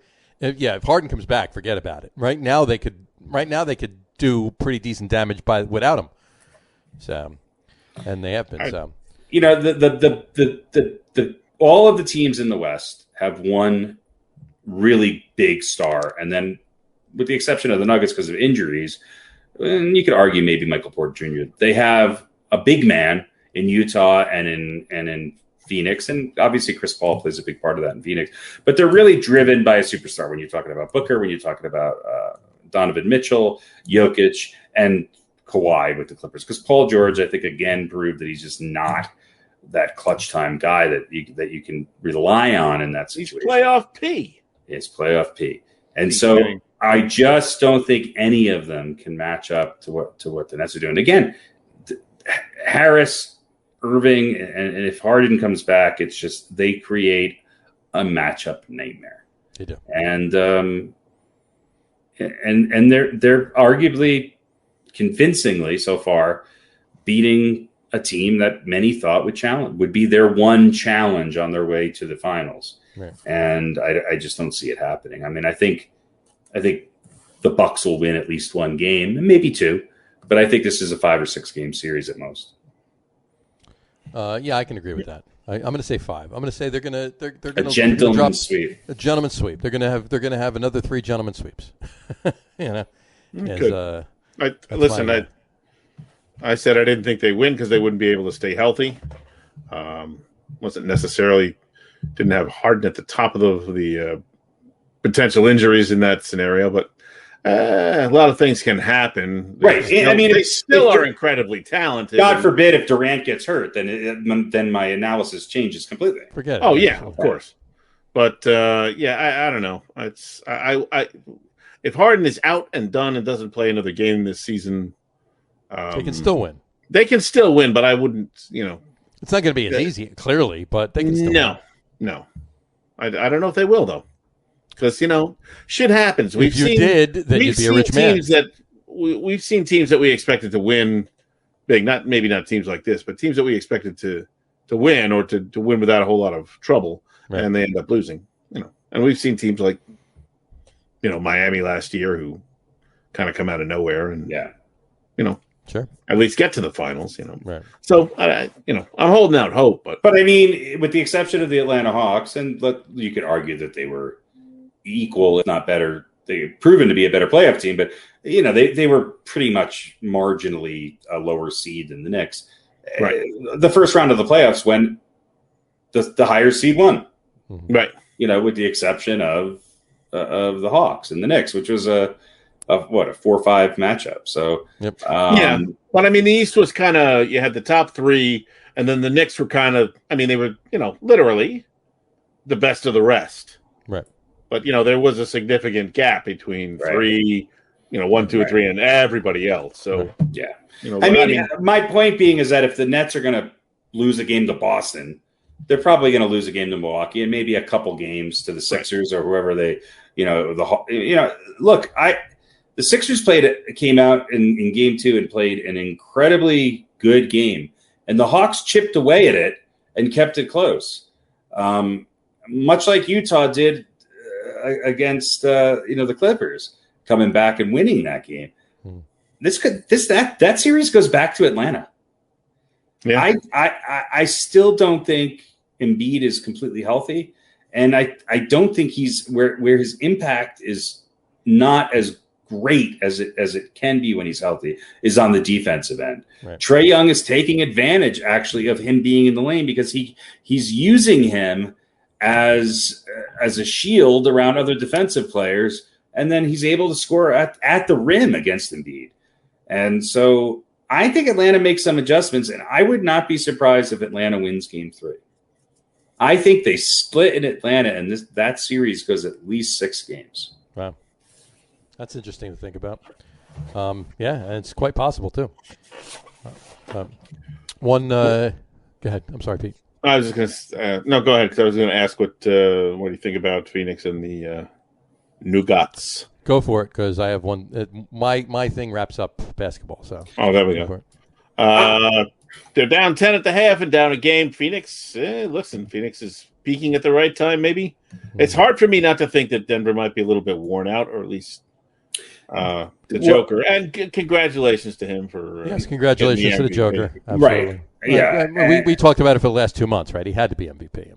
Well, look, the problem with the Nuggets against Phoenix, and I would say the same thing against Utah, is that the defensive people that Phoenix and Utah can throw at that Jokic is better than maybe any other team. Yeah. So and the Nuggets are looking, even in round 1, you had Austin Rivers, who wasn't playing last month, covering Damian Lillard and playing major minutes in the backcourt.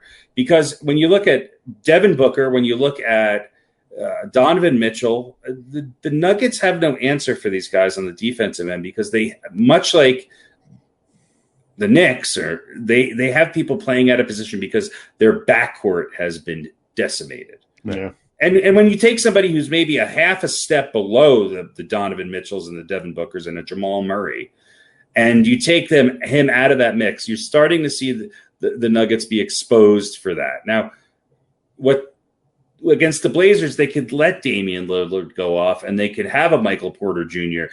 make it hard on a slower CJ McCollum, or put Austin Rivers in the backcourt to sort of eat up some of that time.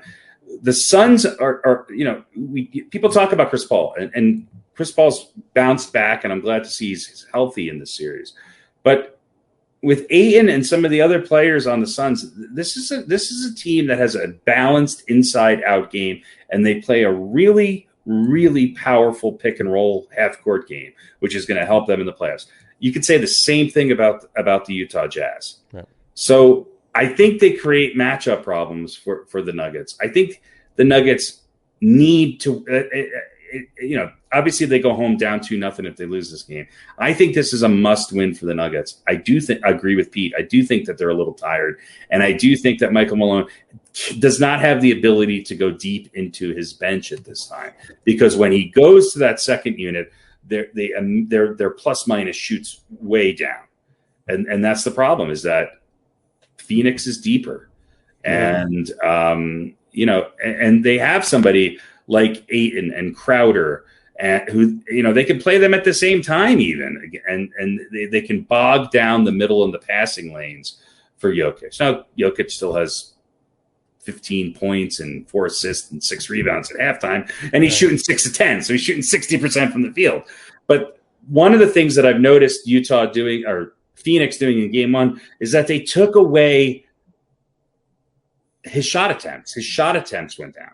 They took away the passing lane from him. So they made other people like a Campazzo and a Rivers try and fill that void. And honestly speaking, I don't think Frank Campazzo or Austin Rivers is starting on any other team in the NBA right now, let alone a team that's in the semifinals of a playoff. Run. So, and Michael Porter Jr. is 1 for 8 tonight. He was not there in game 1. Aaron Gordon has actually stepped up and had a pretty good first game and a half. But you can't count on that every night either. Michael Porter does not score 25 and take and force Phoenix to cover him and maybe even double team him to open up the lane for Jokic. If they say, hey, we're going to let him shoot because he can't hit the side of a barn, if he goes cold, the Nuggets don't win, because that's who they're relying on. They're really a 2-man game on the offensive end, and they're a 3-man game on the defensive end right now. And they're missing guys, like Monte Harris and Bill Barton. And Millsap isn't playing significant minutes because he could play in the Portland series a little bit more. He can't match up here. Will Barton's back tonight. He has and he's contributing, but they need to get him and Morris. They need to step it up in the second half. JaMychal Green's, what are they down 10? Yeah, they're down 10. Half. Down 10. Well, by the way, go ahead. No, that's fine. Go ahead. No, sorry. Go ahead. I was just going to say, hopefully they'll find a way to bring it back to even in the series 1-1, because if they have to if they fall down 2-0, 2-0, then it's going to be it's going to be tough. Here's the difference. Here's the difference is that the Suns are shooting almost 41% from the field. The Nuggets are shooting 37%. Mm-hmm. But the Suns are shooting 40% from 3-point range. The Nuggets are shooting 18%. Well, there's your that's the difference in the game. That's the difference in the game. Mm-hmm. And if you look at it that way, it's only 10 points. You go, that's not bad. Yeah, if the Nuggets shoot 30% from 3-point range, they're up by a couple. If only Gallinari was still on the Nuggets. Well, look, I'm not giving up on them. I think they can come back. I think the other hard thing is that they're working guys back into a lineup in the middle of the playoffs, and that's always hard. Yeah, that's always hard. And you're trying to Barton's got 7 points in 9 minutes, and he's able to cover maybe 2 or 3 positions on the court at any given time. But how is he going to get he's got to get his game legs back underneath him. And when it comes crunch time, can he be in there? And we'll see. The Nuggets assists are down and their 3-point shooting's down, which tells me that their offense is stagnating. They're in too much isolation, and they're not hitting their threes because they're probably being guarded because they're in isolation. They need to move the ball. It has to go through Jokic, and the guys have to hit shots, because if they don't hit the shots, Phoenix is just going to lay back and put 2 or 3 guys on Jokic and tell the Nuggets, hey, beat us with your 3-point shooting, because we don't think you can. And so far, they're right. There you go. So, do we want to make some? I mean, I know some games have been played, but any connections? Yeah, that's what I meant. Predictions. Yeah. That's the word. Predictions, connections. I think the NBA is going to do everything. Somebody will win the. I think somebody will win the championship this year. I think. You know what? I forgot. Forget I brought it up. I think the NBA is going to do everything they can to make sure that the Clippers make it to the Western Conference Finals. Having said that, I think it's going to be Phoenix and Utah. And I really do think that is going to be one of the best playoff series you're going to see in a long time. Ready for mine? That probably not a lot of people will watch.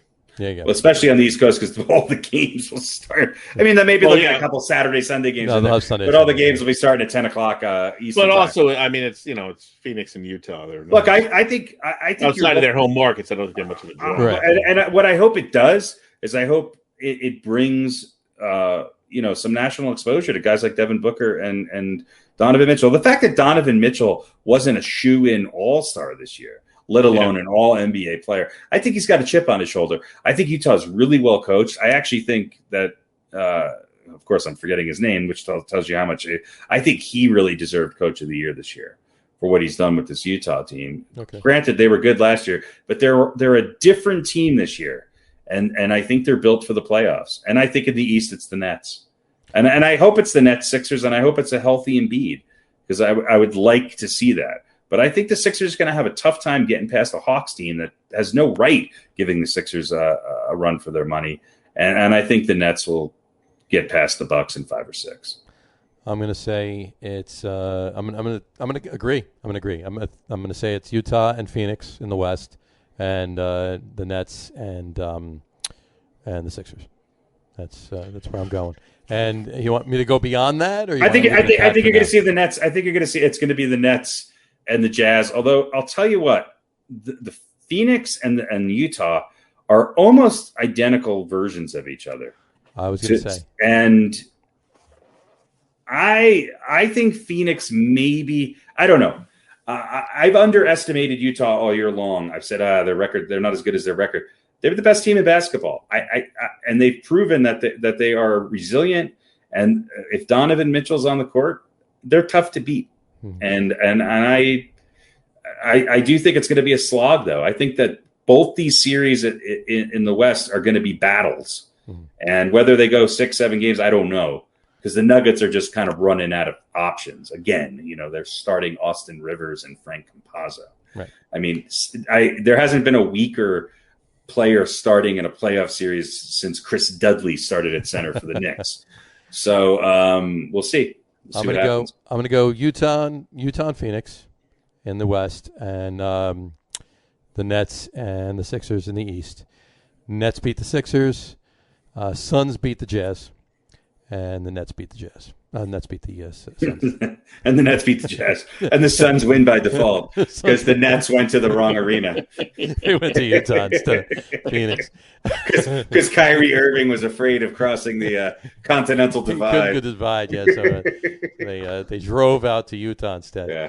But, all right. I think, I don't think the Clippers have enough. Playoff P is just lousy. So I think Phoenix actually is coming out of the West. And I don't know. Brooklyn should win it. Brooklyn's going to win everything. They're so good.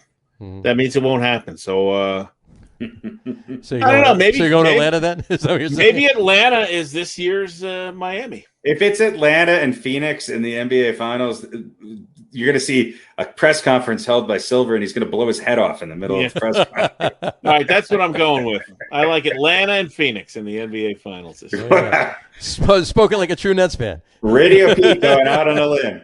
It's the reverse. It's the reverse. He wants to pick Atlanta so that he knows whoever he picks is going to lose. I know what he's doing. He's doing. There you go. Yeah. Oh, geez. Covering my fat ass is what I'm doing. Okay, so before we leave basketball, right? Oh, did you have another factlet or something that you wanted to throw? I just wanted to point out. I don't know if you heard the reports coming out of Dallas, but Porzingis is apparently frustrated with his role on the Mavs. Porzingis is the softest, most overrated high draft pick in the history of the NBA. And if I was his partner in crime there, I'd be happy to see him go somewhere else. He's a crybaby, and he's not going to help Luka win a championship. He's not going to help anybody win a championship. Nope. No. So there you go. All right, now to answer your earlier question, go for it. The thing behind me there. Right. Yeah. The white thing is the top of a humidifier. Okay. Okay. And on top of that is the filter that goes along with it. Okay. There you go. So there you go. To me, it looked like a rook, a big fat rook. A big jacket. Yes, that was the trophy from a chess tournament that I won when I was 9 years old. There you go. And you keep it in there. And I keep it on top of my dead bird cage. Dead nuts cage. Oh, you gotta love it. All right. On that note, quick couple of NHL things. The question I was going to ask before was, who's the team of destiny? Is it the Islanders or is it the Canadiens? I'm going to say it's the Islanders. I really am. I'm going to go out on a limb. I'm going to say Barry Trotz has this team, pretty well. What each of these teams is doing is pretty damn impressive. Yeah. Well, look, I watched the 2/3 or 3/4 of the Nuggets, the Avalanche game last night. And look, the Avalanche were up in the series 2-0. They were up in the game last night 2-0. Mm-hmm. And I just had a feeling that overtime was going to be over quickly, and it was one mistake. I've watched more hockey this year than I have in a lot, which isn't a ton, but I've been watching it because I actually am kind of interested. Well, number one, the Avs are always on here, and number two, I was interested in the story with the Maple Leafs and also the Canadiens. Obviously, I'm an Islanders fan, so I'm excited again for them to be back where they are. But I don't think I've ever seen two faster teams on the ice than the Avalanche and the Golden Knights. Mm-hmm. And I watched a little bit of one of their games. And when you watch them compared to the Islanders in Boston and Montreal, I just think that who knows who's going to win that series, but I do think the winner of that series, I think they're going to be tough to beat because they just have that balance of scoring and speed. And look, they both have fairly hot goaltending. Fleury had a good game last night. He gave up an easy goal in the beginning, and then he was pretty solid for the remaining portion of regulation and overtime. Right.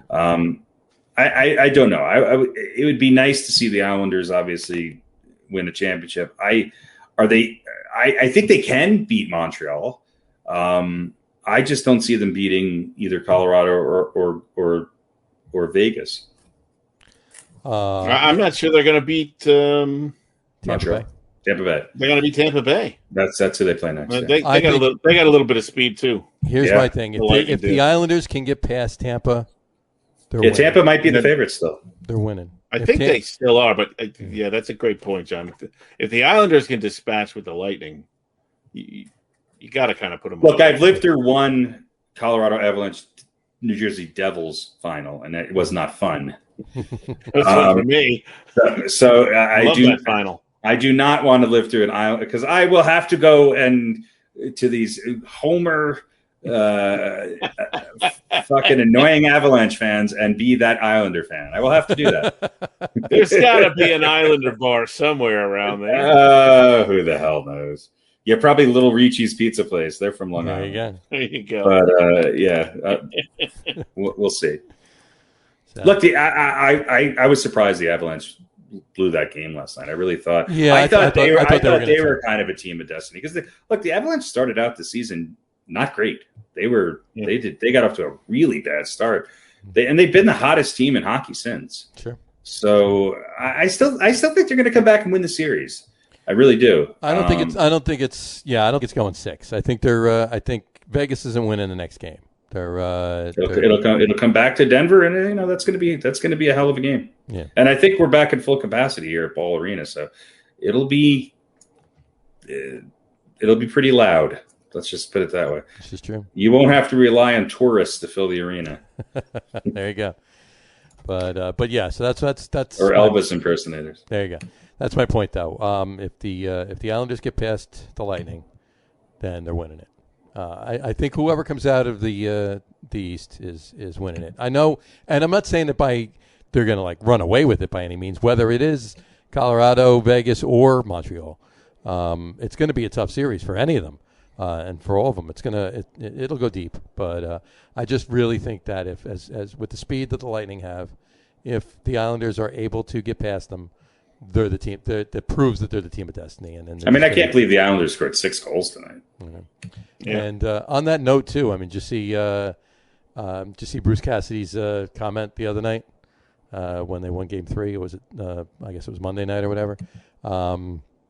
He said, they must really be not the Islanders. They got to be the New York Saints because we get called for all the penalties and they don't. Yeah, wah. Yeah. And he got fined $25,000. Oh, was he following your Facebook account? Apparently. Damn right. He stole my idea. But is there a lot of poop emojis and ref symbols? He's just like, damn. And Barry, they asked Barry Trotz about it. He says, "You got to talk to Bruce about that. I have no idea what the hell he's talking about." He goes, "Yeah, I don't know if he has anything to stand on with that. He doesn't, and that's why he was fined. That's why he was fined $25,000 for saying it." So, yeah, I think that was just an attempt to play the refs. He didn't do it quite as good as Pat Riley. No, not at all. Not at all. Did not. So, anyway, anything else? Yeah, one final story here. You can file this under what planet are you on? Or maybe I think he took up one puck too many to the head. This is from the Winnipeg Jets goalie, Connor Hellebuyck. I'm not sure how to pronounce it. Hellebuyck. Sounds good. Hellebuyck. After Hellebuyck. Anyway.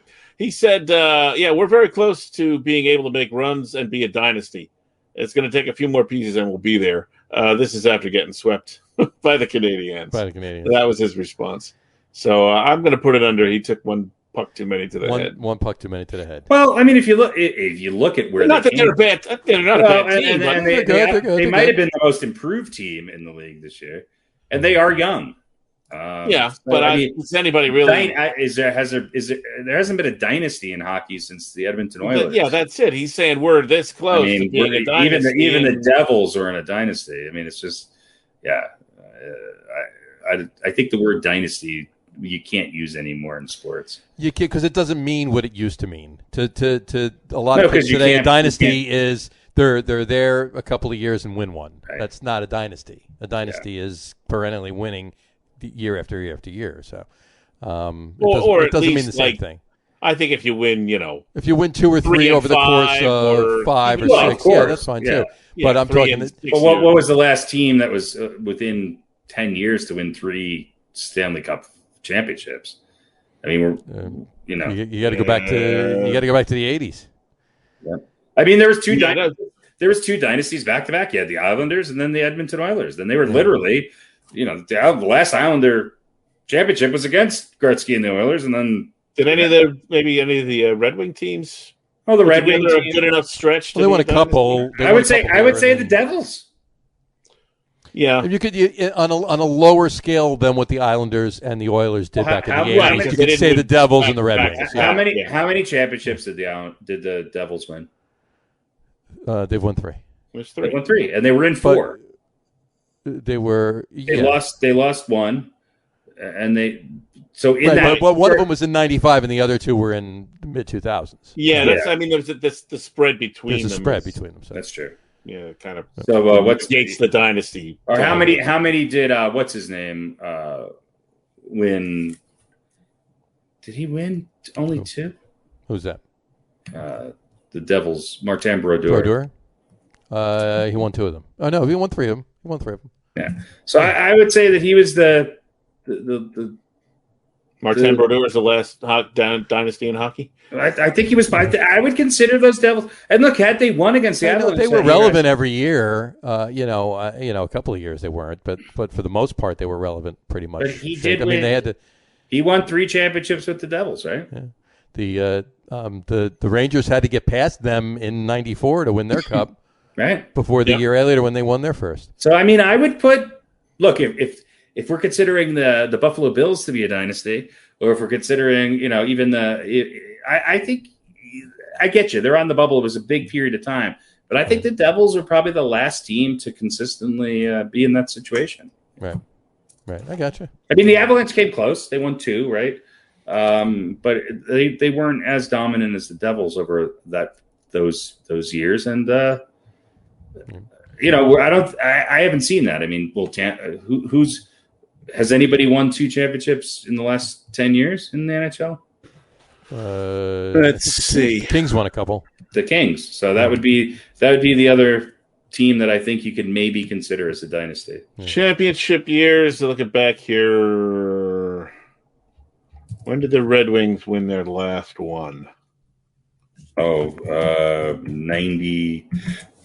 Oh, here we go. Let's see. 98, 2002, 2008. 97, 98, 2002, 2008. Yeah, I think you could consider just from that 97 to 2002, you can consider the Red Wings. Right. But then I think if you consider putting the Red Wings in there, I think you have to put the Avalanche from those, a little later than that in there because they were beating the Red Wings to get in there.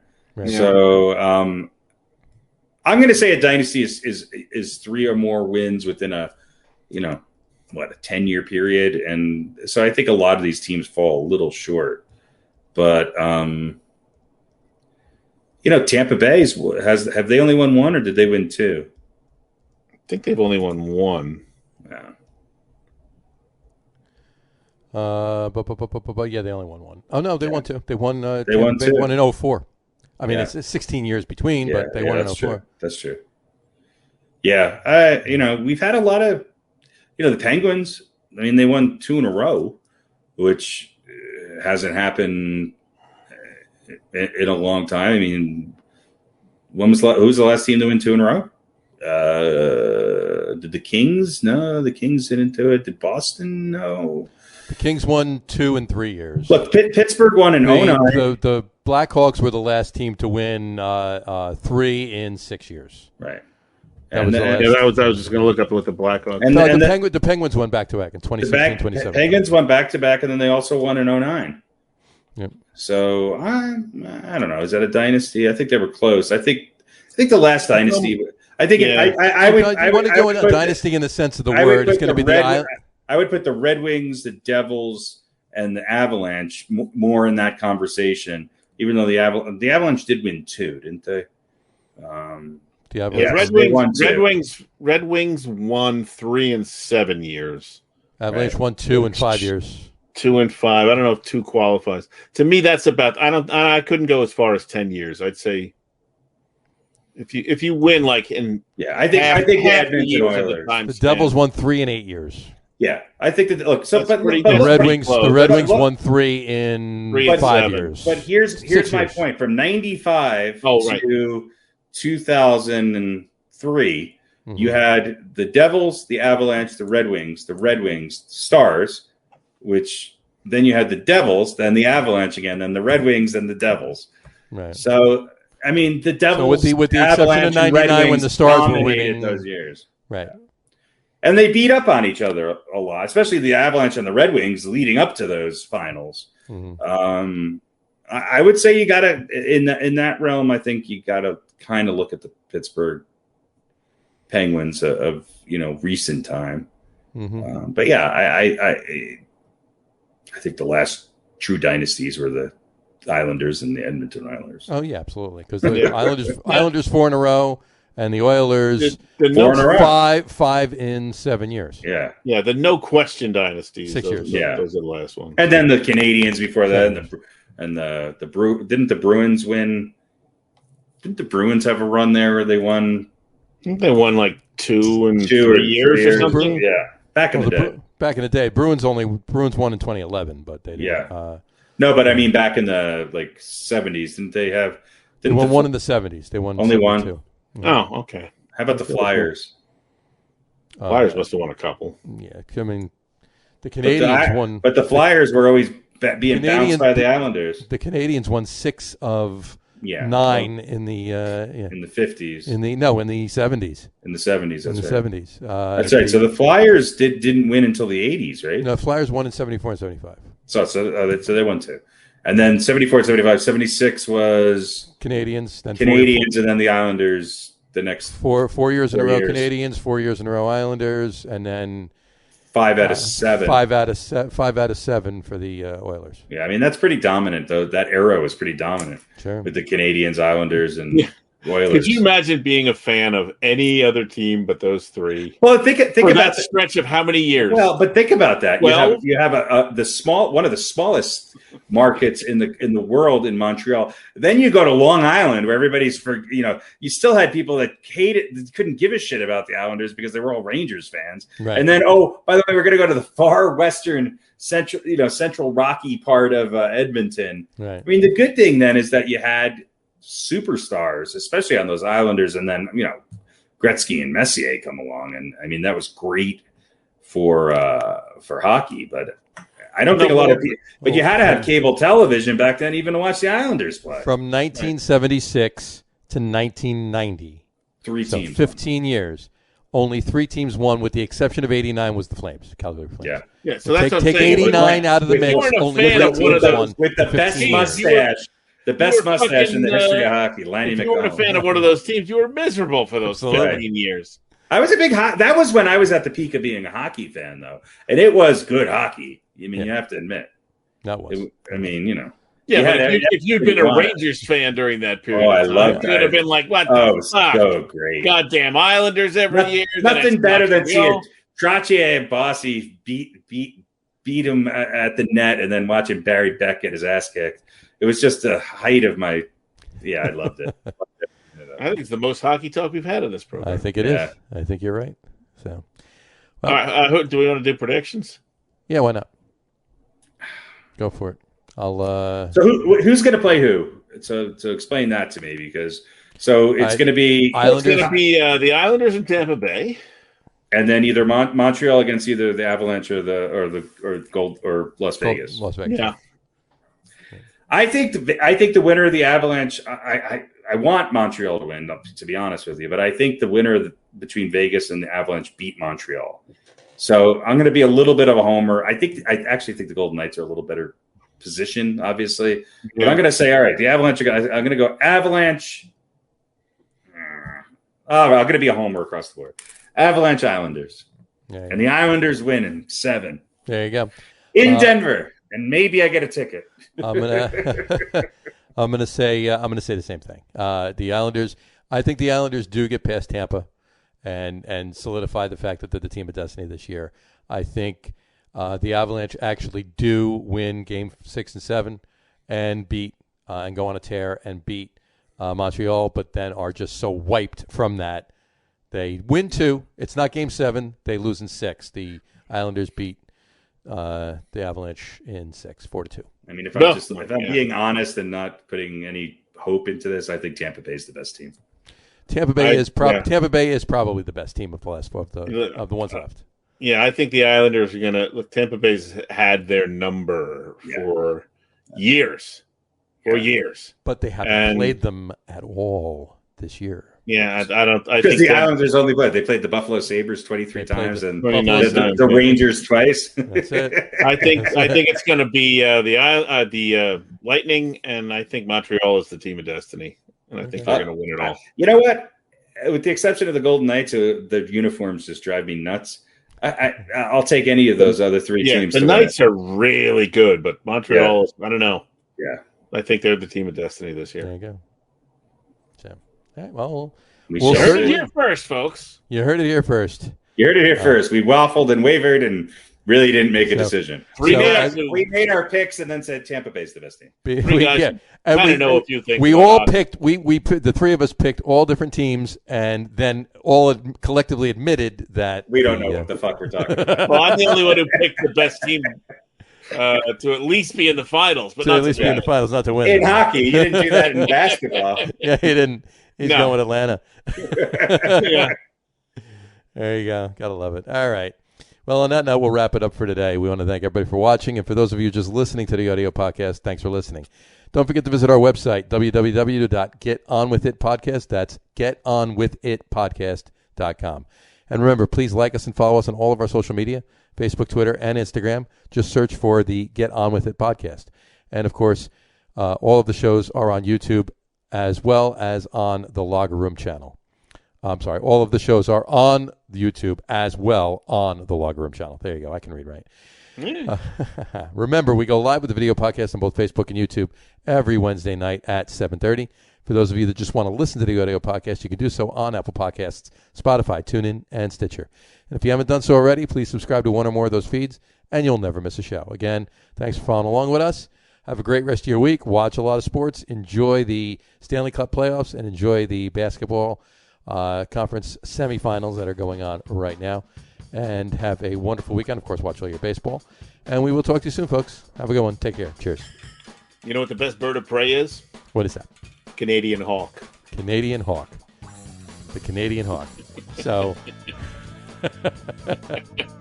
that's why you picked Atlanta? That's why you picked Atlanta and Montreal. Why not? There you go. That's talking about a destiny. There you go. Bye, folks. Cheers. See you later.